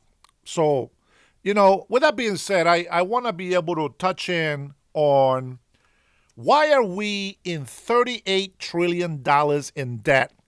And you know, a lot of people, they come in and it's human nature. It is human nature because, like, for example, well, you know, before I asked my wife if she wanted to be my girlfriend, okay, I found out. Now, I was talking to her brothers, and I thought they were Mexican. They look Hispanic. That's just what I thought. And I like the family thing, you know, the whole unity. Unfortunately, in my family, we have been so divided, especially after my mother died. You know, when my father died, I was very little, and you know, we had to struggle throughout life. But when I found out that they were Samoan, the first thing that I said, well, I'm interested. I need to find out who they are, where they come from, etc. And then I came to find that Samoans were cannibals. And I was like, wait, what? Oh, hell no. Hell no. And then I find, okay, you know, this is before 1950s, 50s and under, okay? And, you know, Christianity was brought over, blah, blah, blah. And then I got to learn about the culture. Before I decided that I was going to be hanging out with this girl, right? I need to find out what is her culture. What are they about? And I went in and I did all my research to make sure that I know what I'm getting into. And so it is in human nature. It's human nature in those who have common sense, in those who like to practice, you know what I'm saying, FBA? In those who like to practice critical thinking. Some people don't know what that means, but anyway. So I found out that I love the culture. Can it go south? Yes, but it can also be a great thing with great leadership, and I love it. I love the family values, etc. And so the same thing happened with me when I decided to be an American citizen. Now, I've been in this country for almost 4 decades, okay? Almost 4 decades. But before I became an American citizen, I have known American history, the American Revolution, the Mexican-American War, Civil War, and all these other things, the racist part, the slavery part, the freedom part, the fighting, the Native American part. I mean, with the Native Americans, the history, all the United States history is so similar to the history of my ancestors and the country where I come from. Now, most people that come from Honduras probably don't even pay attention to history anymore. Just like a bunch of Americans, they don't pay attention to history either. So before I decided to not marry the United States of America, but before I decided to become an American citizen, I had to make a decision. And then I chose to become an American citizen. And I chose to do that because I believe and I agreed and I liked that the United States of America has such a melting pot of so many different ethnicities, different cultures. And for those people out there that don't know what assimilating means, a lot of people think that that you have to be exactly like everybody else in America, but that's not what it means to assimilate. To assimilate is to have an understanding. This is just my understanding. This is my meaning. Is to have an understanding of the culture of the country that you want to be part of. And if you don't agree with the laws and the governing and the people and how everybody behaves, does, and don't do, then you shouldn't never become an American citizen. But the fact that you make an oath to the United States of America and says, I am no longer under the jurisdiction of the government where I come from, but now I submit to the full jurisdiction of the government of the United States of America and all of its laws. And I will respect them. And I will respect the American people, whether they come from a different background, whether from Africa, from Asia. It doesn't matter. If they are American citizens, they are the American people. We have become we the people. And that's how you assimilate. Can you still have your culture? Absolutely. Who the hell doesn't want to go eat some Mexican food right now? Of course we all do. Who doesn't like Chinese food? Maybe some people don't. I do. I like Thai food. I don't like Mediterranean food that much, but there is some good stuff in there, okay? And what I'm saying is that because we have assimilated to be under the full jurisdiction of the United States of America by becoming American citizens, now, even as residents, as legal alien residents, we have also accepted and are under the full jurisdiction of the United States government. And that, my friends, it's how we earn our children's citizenship by birthright. If you don't have that, your children should not be American citizens. That's just my opinion. That's just what I think. But I think a lot of people, especially somebody put a Somalia flag in there, I think, okay, those people don't want to assimilate. I know a lot of birthright Americans that they only assimilate and accept the government or the beliefs of their parents. And they don't care about Western values. They don't care about the United States of America. And it becomes a problem for our nation. So, with all of this being said, before I decided to vote for President Donald Trump, well, I do my research. I started with Fred Trump. That's right. I went before he was even born, President Trump. I studied the life of Fred Trump, the hardships, some of the lies, the employment that he gave, the building, the settler spirit that he had, and all of his legacy in the way out as Trump and his brother, grew up. There's always that one person that is going to get that passion to continue to have that fighting spirit, and what Trump did. Trump had that, he was brokenhearted when his older brother took his own life, but he fought through it, and that's the kind of man that he is. I mean, all of us have to have that spirit. And so I went and I looked through his business. Okay, well, I like Trump. I didn't like the Apprentice. I'm not too much into those shows, but I learned about his life, and that's something that people don't do. And I learned that he built his casinos, and they were successful, and all of a sudden, just kicked the bucket. Business dead. Had to claim bankruptcy. And by the way, President Trump has created more than 500 businesses, I believe, and has a very high rate of success. Jason Beatrice, I think you're in here, right? Can you throw me those stats in there? I think you found that before. If you can throw those stats in there for me, I will really appreciate it. And so a lot of people, they concentrate on the negative, but I concentrate on getting to know the person. And I found out about his affairs, his adulterous life. Anybody in here can tell me, how would you feel if your wife doesn't treat you with respect and that'll make you feel like the man in the house? Well, if you're a libtard, you don't have balls anyways. You don't know what a real man is. But what I'm saying is that if you are a man, what man would want to be with a woman that doesn't appreciate them, doesn't pay attention to them, doesn't encourage them to be a better people? Many men will cheat on them. Many men will just throw the towel and be like, okay, whatever, I don't care anymore, and I'm just going to go do all these bad things. Any human can do those things. But then what happens is, when you fall, do you stay down or do you actually get up and get to fighting again? And I think that's what makes real men, real people, real women come out there and take care of your family. To see that he's gone through several marriages, I will say, you guys already know that Barron is Melania's son. Okay? Barron just turned 20 years old. Now imagine how many years has President Donald Trump been with Melania. Now, I'm not saying that he's been faithful or that he has cheated on her, but the fact is they are still together.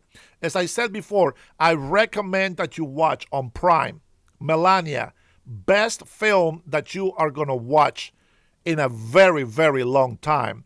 And it's a film made into a documentary, so to speak. Kind of like going behind the scenes, on what the First Lady of the United States of America actually does. And so I learned about everything on President Trump. I learned about how he treated some people that were not fair to others. I learned that he was a white man who was actually helping and supporting the black community more than anybody else, including black people. Imagine that. Imagine that. President Trump is one of those guys that before he became president, he saw a problem. He complained about the mayors. He complained about the governors, and they said, these guys are useless. They should be doing, you know what he did? He went and took charge. And he went and fixed something. And when he says that he can build anything under budget, yeah, you know what? We'll take it with a grain of salt. I remember there was a story in New York with this ice ring in New York. The government spent millions, if not billions, okay? Millions, hundreds of millions of dollars on this ice ring. And Trump came in and said, you know what? You guys are useless. Let me do it. And he went and got the contractors, and he went and got the job done cheaper, a lot cheaper than what the government was saying. You know why? Because the government is so corrupt. And this is what's very important to be able to distinguish. Because the government has been corrupt in all levels, blue or red, it doesn't matter. You know what? They tell you that they're going to fix something, and they say that they're throwing all these millions of dollars into the problem, but what they're doing is stealing it from you and telling you that this is where the money is going. That's how they get to you. But you know what? President Trump has shown me that he is a man of his word. Has he failed? Absolutely. This is what makes us humans. But the bottom line is that he stands for minorities. Whether you like him or not, it doesn't matter. He is the one that was actually telling the government, let them stay on these empty hotels so that they can be, protected from the cold. And they said no. They went against them. And they're like, well, why are you wasting space? They could be using this. They could be using that. By the way, he employs thousands of people. So for anybody to come and say anything negative about Trump, that's okay. You can have your own opinion. But go do some research, will you? Go do some research. I know that he claimed bankruptcy many times. Absolutely. It's legal. It's the thing to do. If something fails, that's what our programs that we have in place in our government in our country are for. Is a safe haven from going completely, into into a dumpster. However you want to categorize it. The fact is, he has failed so many times, and yet he has shown to have been very successful, a very high successful rate by being who he is. And we are so happy and so glad. Trump 2.0 absolutely outshines Trump 1.0. Absolutely. You know why? Because the first term that President Donald Trump had was his first shot at being president. None of you or me can say what a president's job is like. We don't know the pressure. Watch Melania. I'm telling you right now, when you watch Melania and you listen to all the things that need to be done and all the things that he does, you will not believe that he has time to do it. So whenever I see morons complaining about him having his eyes closed in meetings, you know what? That is just ignorance. Go find out what the president has to do. There's a lot of people that are so selfish. They are so unappreciative of what the president does. They think that he can go and capture and tackle every single problem that we have. Whether you have a sewer problem, whether you have a job problem, whether you have company problems, whether you have war problems, whether you have drug problems, whether you have crime problems. You think the president is going to do that, but you don't think that is the reason why we have governors. That is the reason why we have mayors. That is the reason why the government has been spread out in 50 states, so that we can help the president do his job better. And if we don't help the president do his job better, you should just shut the hell up and get the hell out the way. We are not a tyrannical government. He is not a king. He is our president. We voted him in, and when I voted for President Donald Trump, I knew his whole past history, his whole life, the mistakes, and all the great things that he has done. New York will not be New York today if it wasn't for the Trump family. Like it or not, I don't give a crap. It is a fact. It is a fact. Thank you, Muds. Get rid of the garbage. It is a fact. And if you don't appreciate that, then you're ignorant.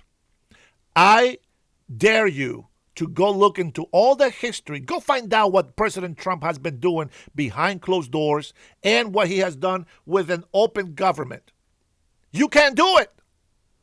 None of the people on the left can do it. None.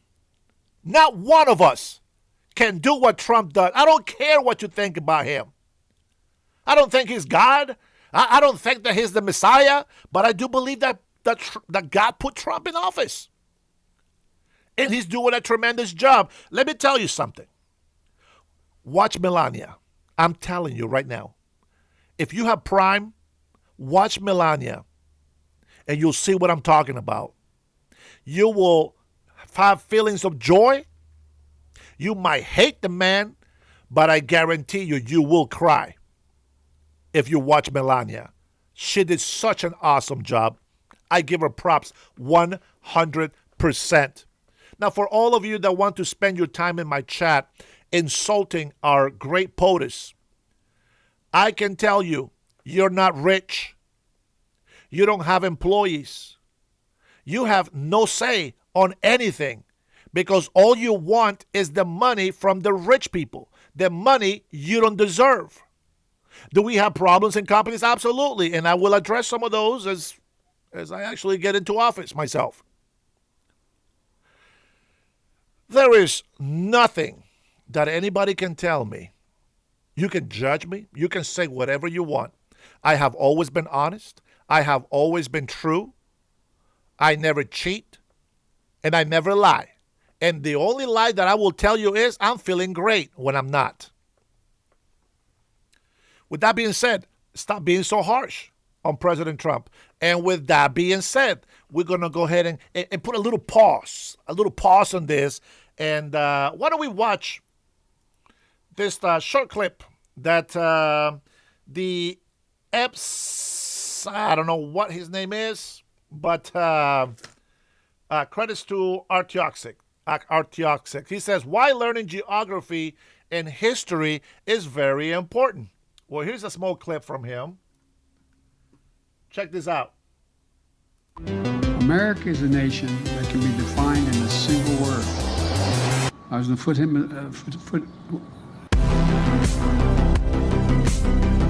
foothills of the Himalayas with Xi Jinping. And now I want to hand it over to the President of Ukraine, who has as much courage as he has determination. Ladies and gentlemen, President Putin.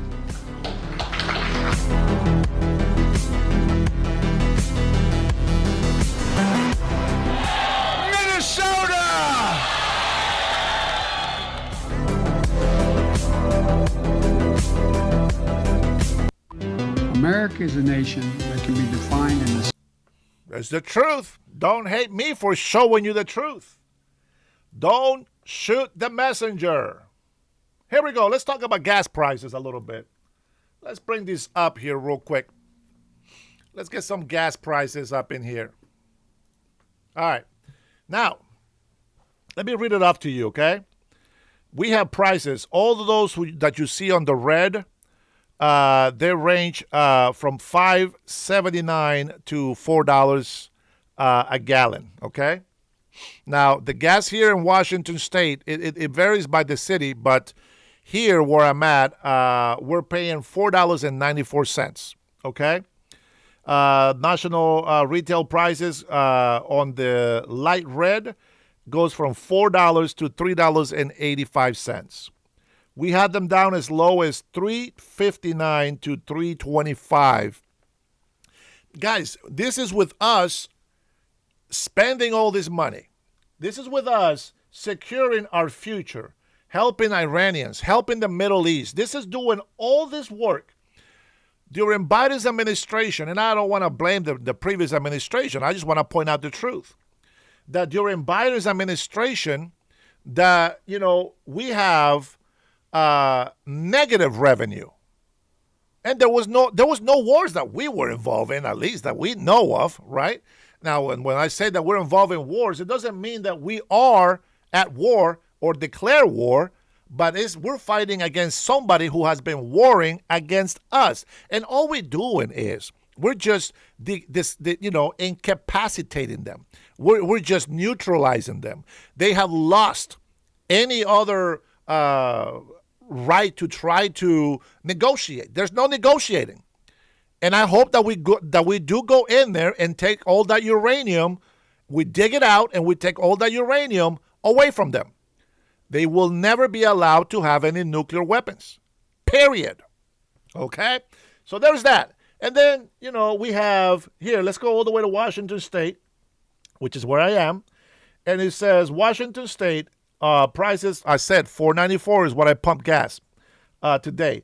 And then the average here in Washington is $5.27 and $6.40 for diesel. Okay? So if there's any price gouging anywhere else, it is what it is. Now, what I will tell you is this, that the gas prices, the regulations, and all the stuff, according to the county, per city, etc., that will determine how high your price goes. So just think, right now here in Washington State, we're paying about $1.60 more than what we should be. But we have this environmental, sort of tax We have, that's where the regulation comes in. And then we also have a sales tax on top of that gas. Sam, hey, thanks for coming by, bro. I like how you come in here and call me a moron and say that I run one already. You are a retard. And with that being said, get the hell out of my chat. This guy, bro. This guy. Unbelievable. I don't catch everybody on the chat, but when I do catch them, I take them out. Oh, man. You know what? I'm trying to give you guys some facts. Okay. I was going to play President Trump talking in Memphis, but why play that? Because he already said everything that he had to say, and I agree with him. So with that being said, let me go ahead and see if we have any relevant news. Oh, this is fantastic. Wow. All right. Well, there's another story here, but we'll hold on this story here real quick. Hold on. So this is going to be coming from Fox and Friends, of course, for all the leftists that love Fox News. All right. So I'll tell you what. I'll give you guys a chance to call in and give me your piece. Give me your piece on what I'm lying about. I really like to hear from people that says that I'm lying. So I'm going to go ahead and open up my line here. Okay. Which, by the way, no libtards are helping me pay for my phone number. But that's okay. We got plenty of conservatives, business people that actually support my channel. Let's see. War, we need you guys to at least, I don't know what that means, FBA. You didn't finish your sentence, I think. All right, let me go ahead and put my phone number down so that you can call in. Warning, if you start lying to me or you start calling in with some nonsense, you will be hung up on, and I will let you know up front. All right, here we go. Make sure you read everything there before you actually dial the number. And, we'll see. Hey, listen, this is what I can tell you, FBA. If we are ever invaded, I can guarantee you every single conservative will fight for this country. Now, with that being said, there are those who enroll in the military, and we love them and we appreciate them. We know how difficult that sacrifice is. And, my friends, there you go. That's how we do it, okay? So, no, nobody is forced to enlist.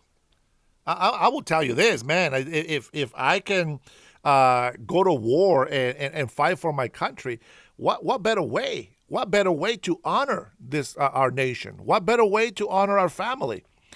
I will be more than happy to go and fight. I don't know anybody else, but I will be more than happy to go and fight. It's scary. It's there's a lot of adrenaline that goes through your heart and pumping through your veins, which is what pushes you forward. I'm afraid that unfortunately, if I go to war, I'll probably just be in the way, to be honest. My joints aren't what they're used to. To tell conservatives you should go to war. I think it's a very vague statement because a lot of people don't have the mental capacity, too much anxiety. I mean, look at here in the States. How can you make that statement when there's a lot of men out there who still believe that they are women? It is unbelievable. Cutting Edge says, Jerome Williams, I think you'll never see the Black Month in the White House this year, the past month. What a lib. Yes, he does tell you. And yes, Cutting Edge actually is black, I believe. I think you're black. I don't know. I know you're Dominican, so most likely you have some mix in there. At least some mix in there. All right. Yeah, no, we listen. We are not the stupid, 18th century Americans.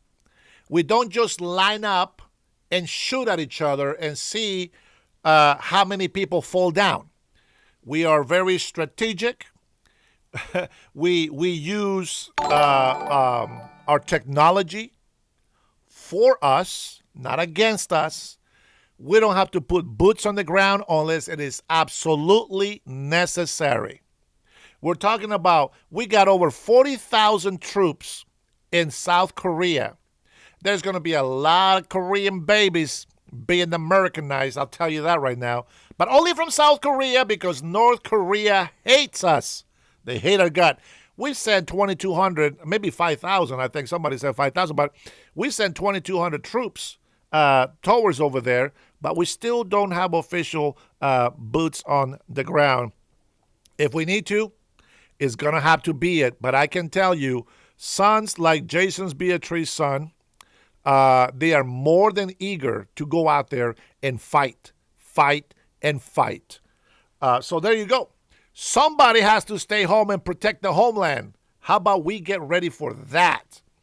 You know what's sad, actually, and I will say this. What is really sad is that I heard one crazy-ass old veteran, calling in, talking about, going up in arms and the Second Amendment and this government is tyrannical.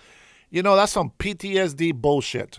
And I think that we should be really, really careful on saying things like that because, yes, while I believe the Second Amendment is there for us to protect ourselves against tyrannical governments, I don't think that you know what tyrannical government is because if you're going to blame President Trump to be a dictator or a tyrannical leader, well, let me tell you what they're doing here in Washington State. The governor here and the loons who rule the government in Washington State, they are bypassing the vote of the people and they are passing unconstitutional taxes at free will. And they're putting progressive taxes. They build these NGOs and they have no accountability for it. And so with that being said, I am going to go ahead and bring out some brief information that I wanted to read off to you guys. And I hope that you guys do the research yourselves because if you really care about where the money goes, well, here we go. This is what I find out. You can just Google this stuff. Trillions of dollars in the U.S. federal spending and economical value have been dispersed across major entitlement programs, pandemic-era relief, defense, and investment, with some amounts lost to market fluctuations, or unaccounted for in audits. Primary locations of federal spending is trillions of dollars in expenditure. As of 2024, the majority of the federal budget goes to three main areas. One is to health insurance, where $1.7 trillion program like Medicare, Medicaid, the Children's Health Insurance Program, and Affordable Care Act subsidies represent the largest chunk, with Medicare alone counting for $900 billion. Now, in case you missed it on that line, the subsidies represents the largest chunk, and I want you to understand this because these subsidies are what illegal aliens are actually using, okay? And that is almost the whole budget. That is crazy. You know what? That's about what? A little bit less than half of the budget. Social Security, $1.5 trillion, provides monthly retirement and disability benefits to over 50 million people. Okay, let's say we got 50 million disabled people and retired people. So there you go. There's $1.5 trillion. Now, for defense spending, $870 billion for national defense activities, includes operations, maintenance personnel, and weapons procurement. Now, the key areas of missing or dispersed money, it's $6 trillion. $6 trillion. Congress authorized nearly $6 trillion in relief, but significant amounts were misspent or fraudulent. The Secret Service estimated $100 billion might have been misappropriated. Well done, Democrats. Well done. I'm glad that you hate President Trump so much that you vote for Democrats who do this. Treasury payment tracking, well, that's about $4.7 million. Did I mention the Pentagon audits? $21+ trillion. Researchers study and defense. Oh, research. Researchers studying Defense Department reports found that between 1998 and 2015, before Trump, yes, before Trump, $21 trillion in undocumented adjustments were made, meaning the money was spent but lacked adequate documentation. Well, well, well. Isn't that some interesting news? Right there, we're looking at 21, we're looking at 27, we're looking at 28 and a half, 29 and a half, we're looking at 30 trillion, point five. And now I'm going to get to the next one where Treasury payment tracking issues $4.7 trillion. The reports from the Department of Government Efficiency, DOGE, since some of you don't pay attention, indicated that roughly $4.7 trillion in payment from the Treasury lacked a critical tracking code, making tracing very difficult, meaning that we have over $28 trillion. And you can go ahead and, change my number as you see fit. Over $28 trillion deficit, because that's what that is, deficit, and not one peep from any Democrat supporters. This is all before President Donald Trump. Before President Donald J. Trump. Here we go. This is another reason for loss of money. Brian, what's up? What's going on, big bro? Good to see you in here, man. Are you not entertained? Oh, man, I love throwing facts out there. Here we go. Tech sector and stocks. Trillions in market value can be wiped out in or in a few days during a market sell-off. Think about that. Trillions of dollars wiped out. That's crazy. That is crazy. Somebody made that money, and it wasn't President Trump.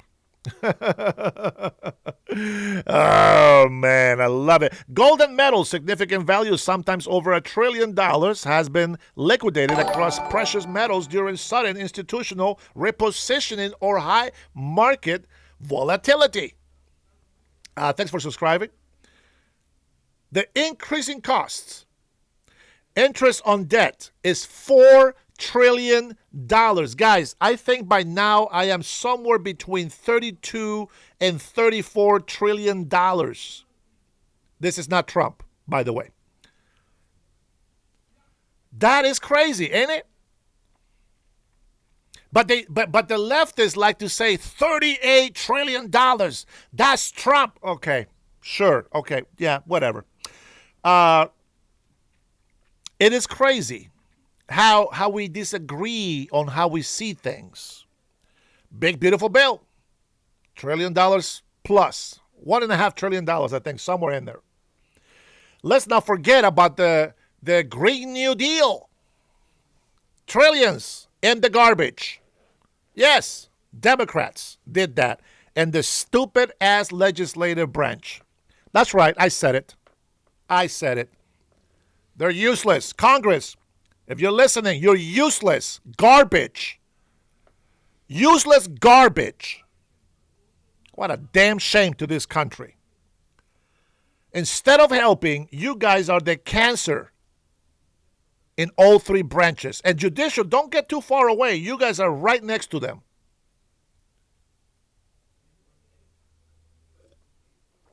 With that being said, we are, before Trump, $30+ trillion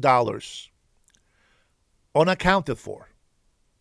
That includes some Republicans. That includes George Bush and all these morons. That includes 8 years of Obama. Hey, don't believe me. Go research it. Don't listen to me. You go do your research, look it up, and find out where this money went. Now, here is something that people on the left don't want to acknowledge. But before I even put my foot in my mouth, let me go ahead and grab the stats on this and see if we can get some information. You can just Google this, baby. Let's see.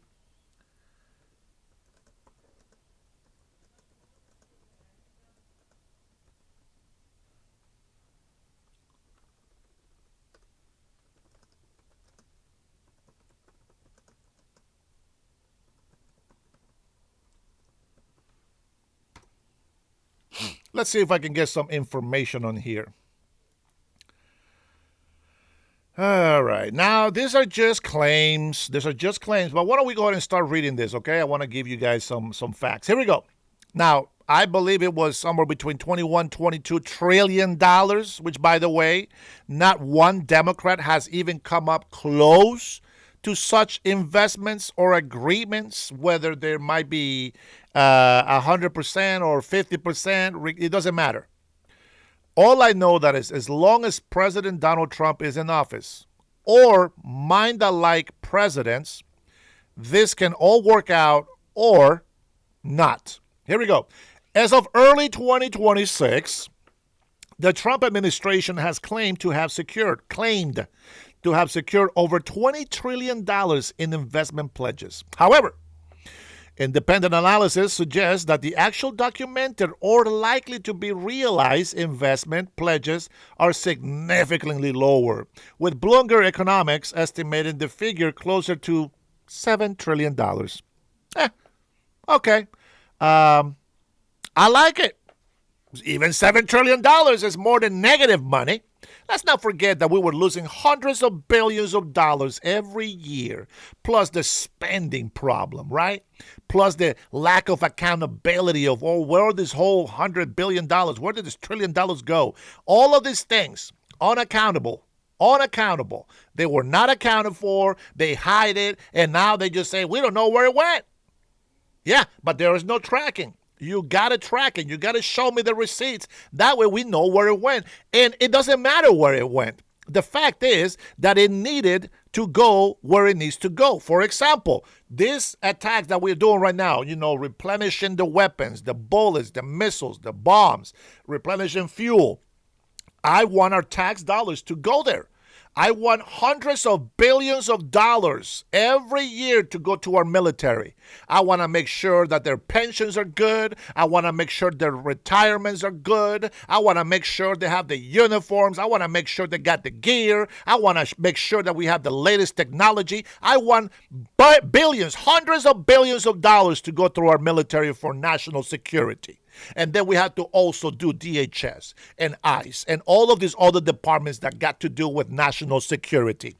So I want hundreds of billions, if not trillions of dollars to go with them. Here's the catch. In order for us to be able to afford that, we got to be able to pay our taxes, be responsible. We got to secure the border so our resources don't get consumed as fast and there is not enough money coming in. I had somebody argue with me. Well, illegal immigrants, they pay their fair share. Is that right? So how do we track their taxes? Oh, well, they work under the table. Exactly my point. How many of those are actually working under the table where the money is not being accounted for? I'm just trying to be realistic here. I am a very optimistic and realist. That's how I am. Now, before I even say anything about anything, I am the most negative guy that you will ever see in your life. I will find every single problem that Trump is making right now and all the economic. And the reason why I agree with him is because after I put all those negative problems on there, which the libtards believe themselves as well, I have come to a conclusion that everything that is being done right now needs to be done. And I agree with it 100%. But here we go. Key investment data. Here we go. Total claims versus reality. Let's go ahead and talk reality. While President Trump has touted figures ranging from $18 to $22 trillion in investment, according to what I've been tracking, that is exactly what I believe as well. White House public records have listed far less, with estimators of legitimate pledges closer to $7 trillion. Now, I will give you this little, well, I got you moment. And I will tell you this. The people and those fake allies that we have, they are seeing what Congress is doing against President Trump. They are seeing what the judicial branch is doing against President Donald J. Trump. And what they're doing is they are over there blocking him. They are pretty much telling the world, hey, don't worry about his threats. He can do that. We'll control him. We'll call it unconstitutional, even though it's not. The wording doesn't mean jack squat to me. If we got to change the wording or what, okay, let's do that. But it's not unconstitutional. It's a fact. It's a fact. And we're seeing results. And I just don't understand how the leftist people come in making these accusations against President Trump, etc., when they're just helping the enemies of the United States. When the enemies see us fighting with BS, like SoCal, for example. This guy is a moron. This guy loves to pay taxes, even when they're unconstitutional. You know why? His family has money. Maybe he has a nice little condo by the beach, as he says. But you know what? Most of Californians don't have that luxury. And so this is what the problem is that I have with these people. Nobody cares about the poor class. Everybody wants to run for the middle class and the rich people. And that's a problem. We need to help the poor. That's what we should concentrate on helping. How do I help the poor? Well, by first of all, I want to give incentives and tax cuts and deregulating on big corporations so that they can give better pay and more jobs. Absolutely. Economy is going to be booming. You're going to love me as governor of Washington State because I'm going to prove you that everything that I say is correct and accurate. And I'm going to show you how great Washington State can be. Throwing money at schools is not going to make them better.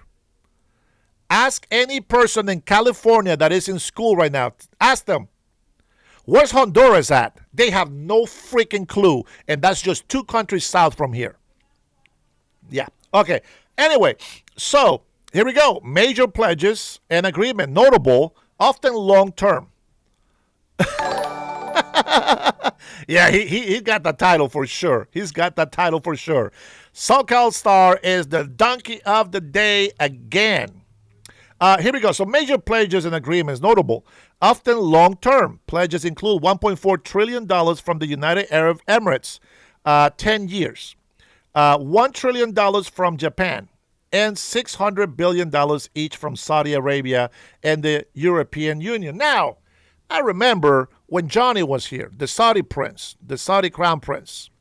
He says, we are making a $600 billion, and President Trump said to him, and I am witness that I heard this and they signed this. I am witness. The President Trump was like, you know what? I asked him. I said, why don't you make it $1 trillion? And you know, doggone it, the Saudi prince says, yeah.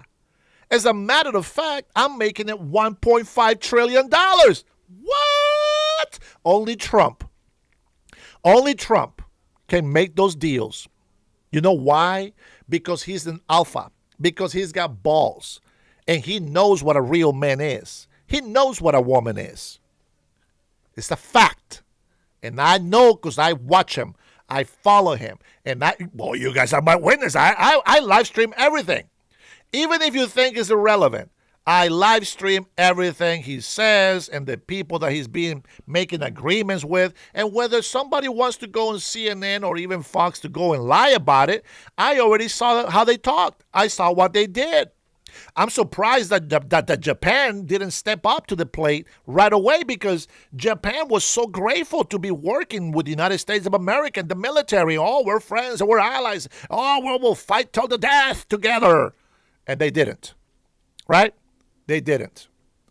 And so there it is. So I'm only telling you what I'm witness of. What I'm witness of. And here's another one. Here we go. Here is corporate commitments. Major corporations' investments include Meta, $600 billion of AI infrastructure. Apple, $600 billion total commitment. And I believe they upped that to twice. So these facts are not all there. And then Stargate, AI consortium involving SoftBank, OpenAI, and Oracle, $500 billion. Foreign investment performance. Despite high promises, actual foreign direct investments, the money physically entering the U.S. in the first half of 2025 was approximately $145 billion, similar to previous years. Now, the investment is not that we're going to have all this money coming into the economy. We got to build a lot of infrastructure for these companies to be able to thrive. They have to build their own grid, their own power grid. It's going to take some time. These things don't get done in a few months, in a year or two. It's going to take a lot longer than that. So we need a president that is going to be Trump-like minded. because we need to continue to this fight. Otherwise, our enemies are just not going to fulfill their promises. Okay? So that's just what I'm saying. Now, here's the thing. President Trump has the same policies that I have for Washington State. And I agree with the policies for the United States of America. So I don't want to hear shit from the weak leftist, the men that don't know what a woman is. I don't want to hear nothing from you. You guys are too feminine. You guys are confused. You got no brains. But every other Democrat that is out there who actually still a original Democrat, I need you to be on my side. And you cannot say anything about me because I have none of the things that you bitch about President Trump. So when we are putting our policies in place, I don't want to hear bullshit. I don't want to hear excuses. I want you to stand up for what you need to stand up and let's work together. Don't give me this bull crap. Oh, you love Trump. Who gives a shit? You love the devil. I'm still willing to work with you. So what? Nothing to do with anything. So there you go. That's some of the things that we have in there. And, you know, again, every time that we talk about securing our country, why is it that the leftists are always fighting me? Why? Why? First of all, I believe there's a lot of illegal immigrants that come into my chat just so that they control something. But then I also believe that there is Americans who have lost their damn minds. They don't understand what it's like to protect this country. Yeah, you know what, SoCal? If you were poor, you wouldn't say shit. Your family got money, so you can say that. But you know what? The rest of us that are hardworking, those are the business owners who are now making good money. They know the sacrifice that it takes to make that money. And nobody who works hard for their money wants any piece of government to take it away from them. Those who have been fed with a silver spoon, you might like the taxes. You might not care about the prices. Those who are born into welfare and poverty, those who are dependent on the government, well, you know what? You don't know jack squat about the prices of groceries because you don't have to pay for it. The taxpayers do. Until you have to go get a job and then see how much money you make, and then you go to the oh my God, why am I still voting for the same losers? Why am I still voting for the same people that can't tell me where the tax dollars went? I had such an awesome conversation with one of my neighbors today. And I told him, hey, I want to let you know I am going to be putting my name in the ballot to run for office. And he said, hey, so what are you running for? I said, I'm going to run for governor. He's like, damn. He said, the Democrats are in trouble with you. He says, I like the way you think. I like the way that you plan. And so what are your policies? I told him. And then she's like, well, the Democrats will never go for that. And I said, well, I don't want Democrats. I want Americans. And so I don't want to trade. I don't want Democrats to trade their party. That they can have that loyalty. I just need to borrow their vote. Allow me just one term. And if I don't do my job right, listen, fire me. I'll step down. I'll step down if I can't do my job. But I will tell you is, I am going to put everybody through the fire. You will be lawful. You will be legit. You will have to be honest.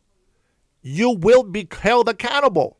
If you spend $1 million on a project, where, why, and how? I want to see what the number actually is. What is in the bank reserve and what is it that you have taken out of there? Period. I want voter rolls. Even if I win, I want voter rolls to be accounted for. I want the DOJ to come and get their hands of it for the voter rolls on the last 12 years. Because I really want to know if these jerk-offs have been taking advantage of the innocent Washingtonians. There is nothing better than transparency. Listen, will I be perfect? Probably not. I can guarantee you these mofos, while I'm campaigning, they're going to be auditing everything 10-1 to what they do to the Democrats. And that's okay. And that's okay. You know, I know it's hard to find good, honest people. Thank you, Jason. I know it's hard to find good, honest people. And I pray to God that He has my team ready. But if I cannot trust them, I'm going to watch them like a hawk. There will be a time of micromanaging. There's going to be a little time of micromanaging. And then we'll let it fly. But I still want reports. I still want reports. I still want numbers people in my office who will go through all these reports and tell me if anything looks fishy, I'm in. I want to know, and I'm in. That's how we're going to be transparent. I will say, I will take that whoever the lieutenant governor is going to be, I will take him under my wing. Yes, I'm a half a century old. Doggone it, I earned my right. And I will take him under my wing, and hopefully he will be on the same mentality that I am, because I want to take a vacation every year like everybody else does. I want to be able to disappear for 2 to 3 weeks every year. I want to be able to enjoy the beach. I want to be able to go to other states and visit other friends and family and some of you who have been supporting me. I want to be able to have time to do that. But I got to know that the lieutenant governor is going to be as good as I am, if not better. Very simple. Very simple. I need numbers people. I need accountants. I need treasurers that are honest, and I want very smart people on my team.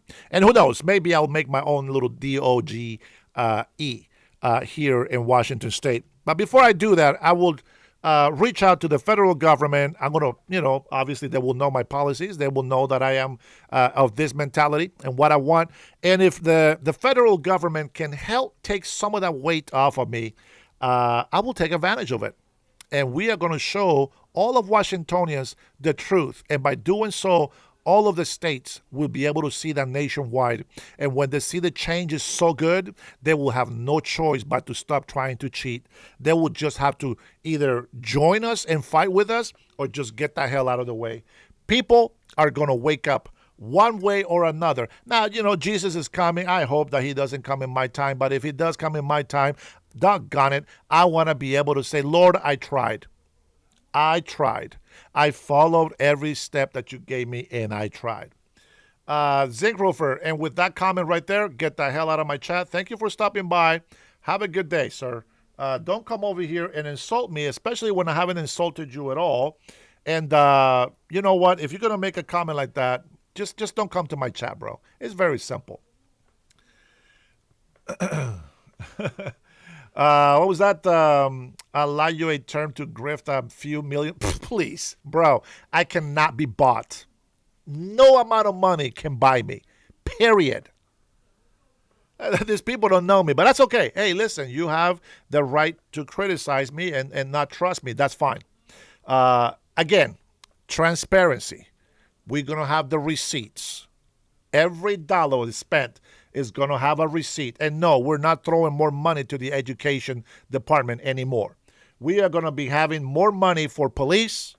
We're going to have more money for our military. We're going to spend more money on our state security and help whoever is president to be able to protect this country. And we will not be the cancer that stays in the way. No sanctuary city in Washington State. But we will still help immigrants that are trying to get the process to go through. All right, we're going to go ahead and change gears a little bit. This is Gianno Caldwell. Chicago politicians have failed and need to be removed from office. Well, let's see what the hell this is about. An illegal immigrant is due in Chicago court charged in the shooting death of an 18-year-old Chicago student who was out walking with her friends when she was gunned down. Her heartbroken family demanding justice, and quote, Sheridan was 18. She had her entire life ahead of her, her education, her future, her family. We will not allow this to be dismissed as a wrong place, wrong time. This was not random misfortune. This was a violent and preventable act. Accountability must be complete. Our next guest was born and raised in Chicago, where his own brother was murdered by gun violence. Fox News political analyst Gianno Caldwell joins us now. Gianno, it's good to hear from you, brother. Let's talk about this, because so often you have these preventable acts, and the leadership of Chicago, they just say, wrong place, wrong time. And the truth of the matter is, you can be in your bed and a bullet comes through your window. Is that the wrong place, wrong time? Right. Where is it safe to live in Chicago?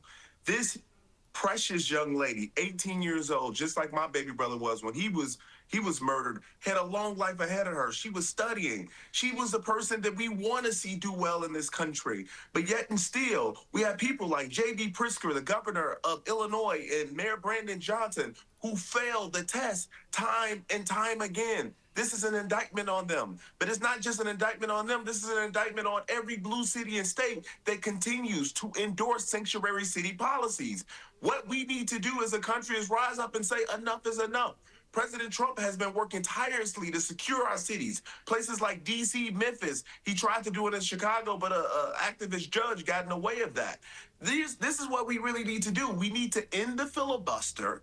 We need to pass the SAVE Act. And additionally, these elected members that we sent out to do the job on behalf of our citizens need to end sanctuary cities once and for all. And they need to do so in a manner that if any of these elected mayors, Johnson, Karen Bass, and others, try to get in the way of these actions, they should face jail time. That is what I would like to see come out of our United States Congress. You know, it's interesting, Gianno, because earlier in the show, we played this flashback clip of the governor, J.P. Pritzker, who toured this area and was making fun of the president, saying, you know, do you think that this lakefront is violent? This was the same place she was murdered.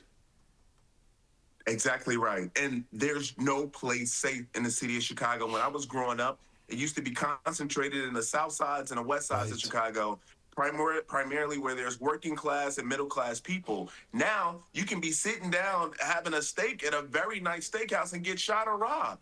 Where is this okay? You have countless businesses that have left Chicago and said that it's because of the crime. You look at people like Ken Griffin and Citadel. You look at all these other companies that have left Illinois, Bowen, etc. This is not okay. They're losing not just blood, but treasure as well, a tax base. And then on the back end, people like Brandon Johnson is raising taxes on the black residents that live there who cannot afford it. Like, this is insane. And this is another example. Two black people do not just vote for somebody because they're black. It can end just like this. You need to vote for the best possible person. And that person wasn't Brandon Johnson. But these are the consequences that we now face. And it is unfortunate reality, and it's going to keep happening over and over until something happens, particularly at that federal level, because the Chicago politicians have failed. They're an abomination, and they need to be removed from office. There you go. Now, that's a brother speaking. And, well, I'm another brother speaking here in Washington State. You know what, SoCal? Let me give you a little bit of a reality check. You're bragging so far. You're bragging about Democratic states, okay? Yes, the statistics show that, yes, you got more wealth on Democratic states. But why is the sink roofer still here? I thought I took him out. Oh, man, I probably put somebody else in timeout. Doggone it. If I put you in timeout in accident, I apologize. I thought it was the zinc roofer. This guy's useless. You're bragging about all this wealth, okay? You're bragging about all this wealth, but all the wealth that Democratic states collect, it's from taxing the people. It's not because they made new jobs. It's not because they attracted new corporations. They are taxing the shit out of the people. 100%. That's the revenue of the Democrats. Tax, tax, tax, tax. Fantastic. Guess what? All of those companies that you have been taxing and taking advantage of, not just the citizens, but big corporations that bring millions and hundreds of millions of dollars in taxes, they're leaving. They're leaving California, so you will not be able to brag about that very, very, very soon. And I'm going to be there to throw it in your face and tell you, I told you so, you libtard. This is what happens when you don't listen to the truth and think that your facts are the facts. No, they're just your opinions. Yeah, you can laugh right now. We have a saying in Spanish: El que ríe de último ríe mejor. That's right. I'm going to be waiting for my turn. I'm going to be waiting for my turn to laugh. Why don't we do this? Let's take a look. How about we just look at some insignificant data? Let's see if I could be wrong. Maybe I am wrong. Let's take a look. Companies leaving California. Let's take a look. Just for shits and giggles. Just for shits and giggles. Because when I called New York, I called New York a long time ago. And guess what? Now I can say, I told you so. And they're only been in office for what? 2 months? Oh my goodness. Yeah, that's right. Well. Well, you know what? You guys take care of American companies so well. You guys do such a good job on the Democratic states. Major companies leaving California, well, primarily they say for states like Texas, a red state. Florida, a red state. Tennessee, red.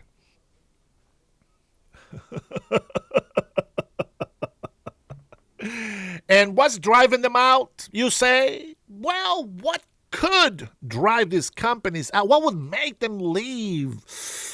I don't know, but maybe driven by high taxes, strict regulations, and how about some a little bit of a high cost of living? Yeah. Well. Isn't the truth so interesting? Isn't the facts amazing? That is fantastic. High-profile relocations include Tesla, Oracle, Chevron, Charles Schwab, Hewlett-Packard Enterprise, Yamaha. What was the other company? Exxon? Was that Exxon? Was Exxon one of them? Or did they just decided to stay in California and just pay millions of dollars more in taxes? Payroll taxes, state taxes, federal taxes, Social Security, unemployment, cost of doing business, DOA, LPS, and all these other taxes, blah, blah, blah, blah. Yeah, you know what? Everybody loves to have a company so that they can lose their money.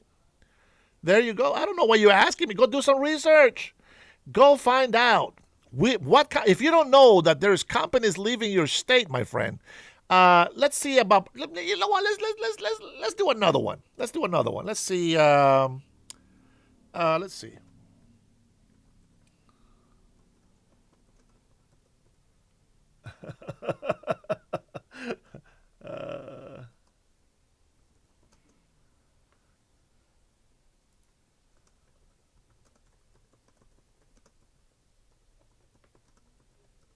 Let's see how good this Google is. Come on, give me something. Oh man, you know what? It's not even that much. California has lost billions in tax revenue due to company and high earner out migration. So Cal, you are so eloquent. You are so right. All we do is lie. We have no common sense. That hasn't affected your family yet, but I can guarantee you that the poor folks and the lower middle class people are shouting out loud, get rid of Gavin Newsom.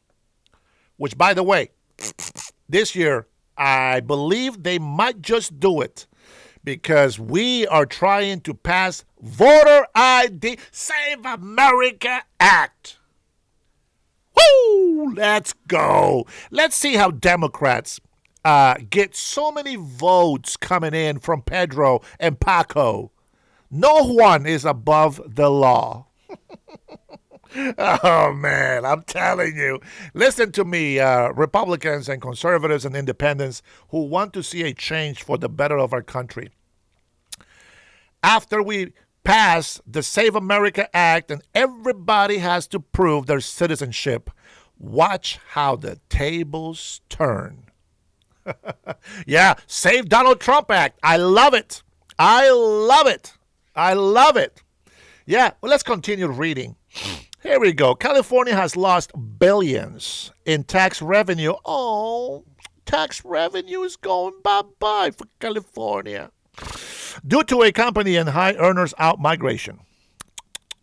with recent data indicating a net tax loss of approximately $1.7 billion. This is just in 2022, guys. This is not even right now. From migrating households. Listen, that's just us, like citizens, just people. All right, lucky one, you are distracting me from doing my job. So go to the corner and shut the hell up. Moderators, do me a favor. There's not that many people watching. So any negative comment, any condescending comment, any racist comment, any factual lie, that when I say factual lie, it is like SoCal throwing fake numbers out there. Just get rid of them. Just get rid of them. You got, listen, 4547, you have full access to remove every single libtard from my chat. And I want to have at least 10 people that want to listen to the truth. Okay? So here we are. With that being said, here we go. In 2022, from migrating households, okay, cumulative studies suggest over $100 billion in income left the state between 2020 and 2022, creating a long-term drag on revenue. Again, just get rid of it. Here, this is how you do it, guys. Get rid of them so he can come back another day. Have a good one, bud. Annual tax loss estimated at roughly $1.7 billion in personal income tax, with a 5-year total high earners loss estimated near $5.3 billion. Remember, Dennis, that 2 CEOs of Google are getting out of California. It's hundreds of billions that they have in that company, and they lost them. Yeah, thank you very much, sir. I appreciate you. Let's see. And then we continue here. This is an income migration, over $102 billion. Guys, this is not even data from 25. This is the data that's going to come from this year alone is going to go through the roof. Through the roof. Dirty money was popping. Specific impacts. A single proposed wealth tax proposal. Oh, jeez. Taxes. A single proposed wealth tax proposal prompted enough high net worth departures to potentially cost the state billions, with reports suggesting 6 billionaires took $27 billion in potential revenue with them. 6 billionaires took $27 billion in potential revenue. Robert De Niro, stay in California. All of you actors in the pussycat of Hulk guy that lost all his balls, that even Hulk had to be made weak. You guys stay in California and go ahead and collect more money so that you can make up for all those billions of dollars in taxes that has left you already. In the broader context, while some reports point to massive capital flight, others suggest that the impact of business relocating is relatively small, about 1.6% of job growth, compared to a total state economic activity. Oh, man, this is crazy. This is not including the new taxes that have gone into place. Oh, that is phenomenal. Let me change this with Washington State. Washington State. Let's take a listen, and let's see if they actually put down the right numbers on here. I know what companies are leaving. Here we go. Let's see. Washington State. Oh, my goodness. Just so you know, Washington State is not as big in the economic as California is.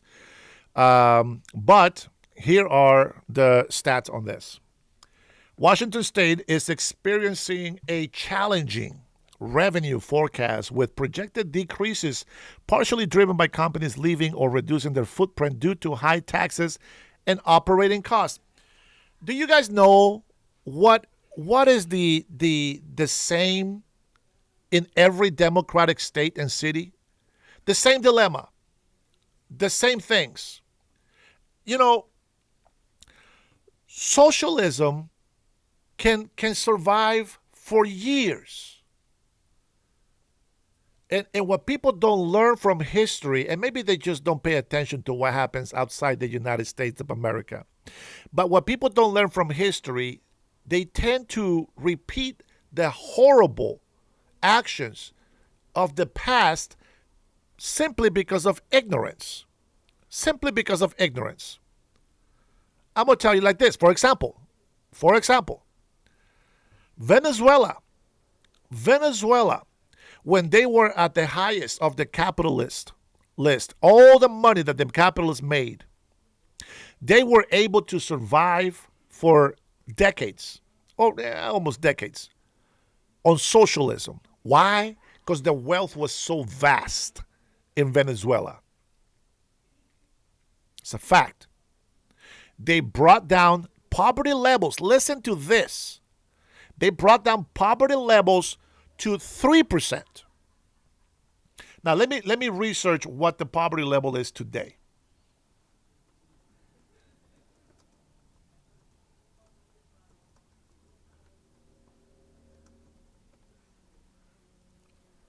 Let's see. Come on. No. All right. Venezuela's poverty level rate remains above 91%. I didn't want to lie. I know 90%, okay? But here we go. They were able to bring the poverty level down to 3%. That's phenomenal. This was a socialist movement. They, gave the wealth away to where it was needed. I got it. Fantastic. Now let's get more jobs. Let's get the economy going. Otherwise, you can't live off the wealth that you have without bringing more money in. And so Chavez has started becoming a communist because when the people didn't want to agree with what he was saying, he would just take their businesses away. And he will make it a government business. Okay? And then Nicolas Maduro took over, another communist. And that's how it goes. You have to understand. Listen, I need you Americans to show up and show out. I need you to show up at the voting booth. Put your ballots in. Vote Republican. And make sure that the Republican that you're voting for is a real Republican. Because a lot of Democrats, because they like to lie and cheat, they pretend to be Republicans as to cheat on the number of Republicans that will be on the seat, and they will just vote against us anyway. So you got to be smart about it. Check out the policies that they are running on. Whether they say they're Republican or Democrat or independent, check out the policies. When you see me running, don't look at my name. Don't look at my face. Go read a faceless guy. Go read what are the policies from this guy. If you agree with the policies, vote for that thing. If it's me, fantastic. If I lose, then I can tell you, Washingtonians, they like to suffer. That's all I'm going to tell you. They like to suffer. So we'll leave it as that. And then maybe I'll move. I'll have to do what I got to do, right? But that's why I cannot quit. I got to continue to stand up for what I believe. I'm not a lawyer. I don't have a master's or doctorate on anything. I'm just a working class American, a migrant who followed the rules. Even after my mother died, I followed the rules. Did I make mistakes in my life? Of course, absolutely. But I follow the rules. And I was rewarded with citizenship. And I'm very proud of that. And so as an American citizen today, I will show you, the people, what a real leader does for his people. And let me tell you right now, to God be all the glory, because it's not going to be me doing everything. He is going to be doing everything. Man, praise the Lord. I like that. That was nice. Thank you, Father, for putting that in my mouth. I appreciate that. I appreciate that. Stream Boss. Stream Boss of the chat goes to Cotton Edge. What a surprise. What a surprise. All right, let's go ahead and give the big boss of the stream chat some emojis. All of you members who are in here, please spam the chat with emojis.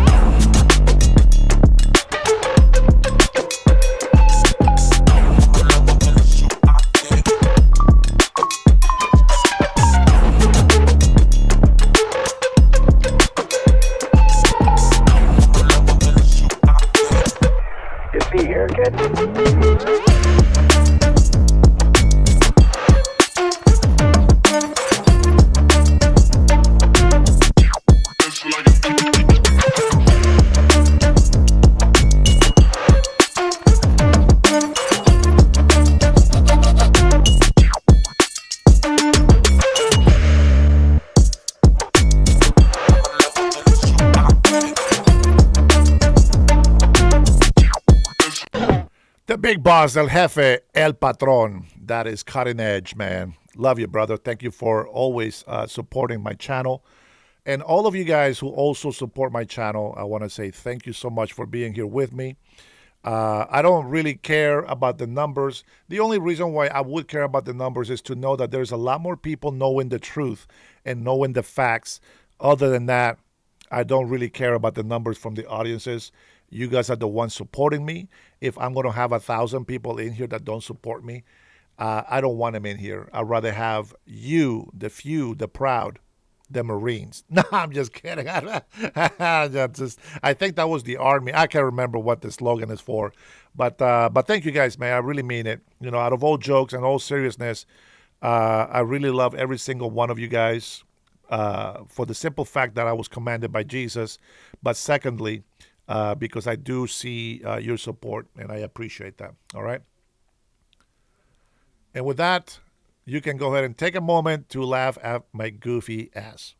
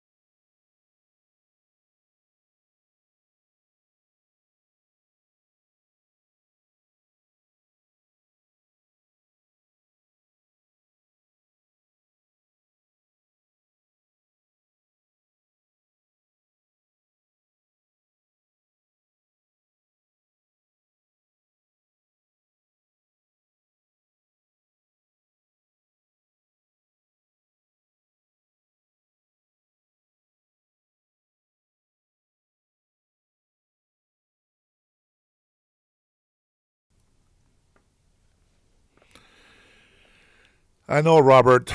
I know, Robert. I should get rid of this guy. He's getting on my nerves. If it wasn't because he's from Honduras, I would have fired his ass a long time ago. But All right, so we're going to go ahead and continue with Washington State. Washington State is experiencing a challenging revenue forecast, obviously for the same formula. Oh, wait a minute. Okay, let's go ahead and take a call here. Let's see what we got here. From Texas. Hey, who's calling? Hey, Dennis, it's Jason. I just want to call and say you muted, brother. We couldn't hear you. Yeah, no. I read that. It takes a while for you guys to see my live sometimes. So by the time I see the mute, it's like, bro, I just messed. I just had a phenomenal line, and it was muted. I can't repeat it. Thank you, man. Appreciate you. Hey, how's have you heard from your son?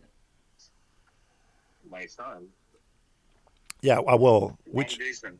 Okay. All right. Wrong Jason. All right. Thank you, brother. Appreciate you. Did you want to have a comment or just let me know I'm muted? No, just calling her today. You already muted. All right, brother. Thank you so much. I appreciate you. Yep. Will the real Jason please stand up?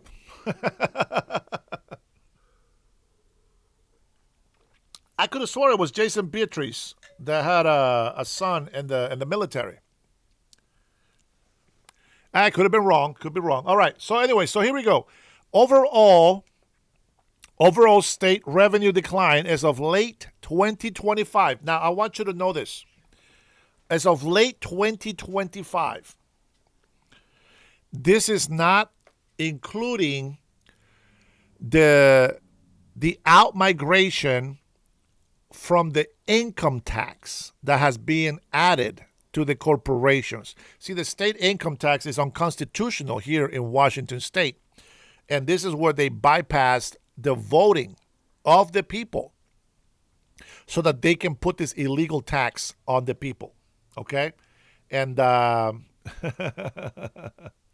and so that's what's happening over here in Washington. Okay? So as of late 2025, Washington's projected near general fund revenue for the 2025 to the 2029 period has decreased by over $900 million from previous projections, partly due to reduced tax collections from business activity and employment, which fell short of expectations by over $1 million in the year following the passage of capital gains tax legislation. Capital gains tax illegal, but they were able to change the wording to get that on us as well. All right, as of February 2026 survey by the Association of Washington Business indicated that 17% of survey businesses are planning to leave the state, nearly double the 9% reported the previous years. Do you understand how critical the situation is? It is a critical situation. Thank you, David. 9% last year. This year, 17%.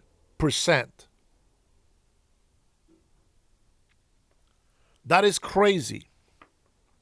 Now, the growth in population here in Washington State, 78%. It's they like to call themselves undocumented. It is crazy. So, I want you to know. You know what's crazy? Let me go ahead and tell you a story here. It's story time. Story time. I have worked. Now check this out. And this I don't tell you this to boast on myself. To God be all the glory. Period. Listen, I've gone from being rich in Honduras. Yes, from being rich in Honduras. At the age of 4 years old, losing my father, we almost instantly became poor. I grew up in a poor environment.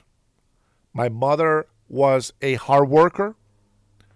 She taught me all the moral values that I hold dear today. They're all biblical. All the mistakes that I have made have been my own stupidity, not my mother's, nor biblical. I starved for weeks. I'm going to skip some of the bad stuff. But when I came to this country, I was emancipated at the age of 16. I put myself through high school, holding a full-time job, all 7 periods of classes, practiced the sport so I can get my scholarship to the University of Washington. All that turned out to be for nothing because I got hurt. As I worked as a dishwasher. I worked at a fast food restaurant, Taco Bell. I worked for AT&T Broadband Communications. I worked for Ketchikan Drywall as a driver and materials delivery guy. I worked as a sheetrock installer, framer, taper, roofing. I mean, practically I can build a house for myself. No, not really. I am not an architect. But I have done plumbing. I have done electrical work. You name it. I am average when it comes to technology. At least that's how I consider myself. I think I'm above average, but being humble, staying average. I have done radio. I have done photo. I have done video. I got so many jobs under my belt. I've done telecommunications. I've done high-tech jobs. I've been a leasing agent. I've done some real estate. I've done a lot of jobs. And all of the jobs has been giving me an experience. I have been homeless. I have lived over 6 months in my car while I was in California. Couldn't afford rent. I worked a full-time job plus. But the government was taking 50% of my checks after taxes. So I couldn't afford anything. Like the gas was so expensive in California compared to Washington. I come back to Washington. And all this experience that I have gathered throughout my life. Here's a podcast. And what is the podcast about? Religion, politics, story time, a live chat to interact with the public. Yes, we have 18,000 subscribers and 30 viewers. I don't know how that works. But the facts are that I know more about the economy than I did 20 years ago. I've learned more about the economy in the last year that I've been doing this. I'm not even a year. We've been doing this full time. Yeah, I will say years. I will say in 1 year than I have in the last 20 years. I know about government more in the last 6 months than I did 20 years ago, 10 years ago. I am pushed to try to run for governor in Washington State because I'm finally fed up with keeping my mouth shut and seeing all the bad things that politicians do to their constituents, to their citizens. So I learned to be honest. I learned to tighten my belt when we don't have enough food. I learned to budget, to rationalize in hard times. I learned to enjoy in good times, in prosperous times. I learned to apply biblical examples to my life. I'm not saying I'm perfect, but I try to be honest all the time. And it's crazy that after all of that, I have been rich, I have been poor, I have been a migrant, I have been a bastard, I have been motherless, I have been a full-time employee and still homeless. I have put up with a bunch of crap that the life has thrown at me. I have always overcome adversity, and all because of Jesus Christ. But I have overcome so many things in my life. I'm not fake. I'm the same guy, whether I'm sitting there with poor people or with CEOs. Everybody's shit smells the same. When I was a pastor, 5 years served as a pastor. After serving, first of all, my wife and I will go into the temple and start cleaning up. make sure we start, arranging things. Now, my mouth was not as bad as it is today. But you know what? After I led worship, after I preached, because there was not very volunteers for the church, after I did all that, I had some fellowship with the members, and then I thanked them for being there, and then I grabbed my suit and I hang it on the chair, and I rolled up my sleeve, literally rolled up my sleeves, and I went to clean the toilets, the men's bathrooms. The people that know me, they are witness, and they tell me, Pastor, don't do that. We got this. You're the pastor. I said, we are the servants. For it was Jesus who washed the feet of the disciples. I'm trying to hide a little bit of emotion behind that. But I can tell you that even when I have been in a position above everybody else, I have been the same as everybody else. Whether I wore a suit or just some cargo shorts and a tank top, I have been the same every single time. When my wife and I got together, now this is something that I never share with anybody. I had my own business, and I trying to help a friend. I used all of my savings to help this so-called friend and his kids and the kids. I had met my wife, but we were just friends. Lost my business. The person left me hanging. I used all my money to help them. Left me hanging with the rent. And it takes a while to get a job. So I had no money saved for myself. Normally, at least 6 months. And so I found a place, but I had no money for food. No food stamps, no free health care. And even though I applied for it, it takes a while before you can get anything. And I told my wife, back then she wasn't. We were just going out. I said, I think we need to cut this off. You need to go with your family and leave me alone. I know that sounds horrible, but that's just the way I am. And I said, I have nothing for you. Do you understand? Nothing. And she's stubborn, and she's stuck with me. And here we are in an apartment, had no power. She kept me company. We got power. She was with me. We had no food. She was with me. Look for a job. She was with me. I had nothing. She was with me. I didn't have a car. Nothing. I lost everything. And my wife, before being my wife, stuck with me. Unbelievable. I finally get a job. I had to ride 3 different buses just to get to work. I was blessed with this job. I know what it's like to suffer. I know what it's like to not have. I know what it's like to have, and I appreciate it when I have. Believe me. If I go eat some Red Lobster, oh my gosh, I am so grateful you have no idea. Because I remember every day that I suffer not eating. I'm not going to blame the rich man for my bad decisions. I'm not going to blame people for my bad decisions. Was I betrayed? Sure. Was I taken advantage of? Yeah, sure. Of course, that is true. It's true. It's a fact.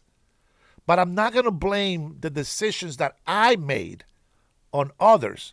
But instead, I'm holding myself accountable, and I take responsibility for my mismanagement of things. Sometimes just the bad stroke of luck, as they say. But you know what's great? That I have all this experience. And that's why I tell you that those who come in and try to bring the victimhood card with me, it just doesn't work. Even when I was poor and hungry and no place to live, not once did I wish rich people will just pay me free money. Not once. Not once. Do I appreciate? Of course I appreciate when I have good things. Absolutely. I'm grateful just to have a roof over my head. I'm grateful to be able to have a computer, which, by the way, I built. I save up money, $4,300 building my computer. I love it. I love it. Teach this to Trump, he says. That was a very ignorant comment. Why don't you go find out who Trump is first before you say those comments? I'm going to switch it since somebody mentioned Trump. President Trump has failed. He was bankrupt. Zero chance. God bless them with a wealthy father. But he was able to do what many millionaires have failed to do. He was able to run this country decent, despite Democrats for 4 years weaponizing the government against him. Republicans have all been audited and investigated, thousands of them, by Democrats weaponizing the government. And now, because they are the criminals, because they are the fraudsters, they don't want the government to be weaponized. Well, guess what? We're not going to weaponize it. You know how I'm not going to weaponize it? You ready? You ready for this? Let me tell you how I'm not going to weaponize the government. I'm going to use the FBI, and I'm going to go ahead and work with the DOJ, and I'm going to have them investigate everybody in government here in Washington State, including me, which means I am not weaponizing the government. I am holding ourselves accountable for what we're doing. We'll release the voter rolls. We will release all the documents of the budget. Where did the money go? Audit. Let's go. Criminal backgrounds. Check them out. Check them out. There is activists in our government here in Washington State. When you have activists, you have to understand something. They become radical and they become irrational. They don't understand the difference of justice in the system. They don't understand equality amongst the people, because they will grab a group that is being bullied and they make them the bullies. They don't know balance. They don't know the median. Governors don't do that. Federal is separate from state. Absolutely. But what the governors can do is work with the federal government. The DOJ has been wanting to do audits here. You know, all they need? Permission from the governor, and permission granted once Herrera is in office. That's the difference. And I'm going to put ourselves in audits here, statewide. We need a third-party auditor, and they can do all the investigations they want. You know what? I don't trust the legislature branch. I don't trust Congress,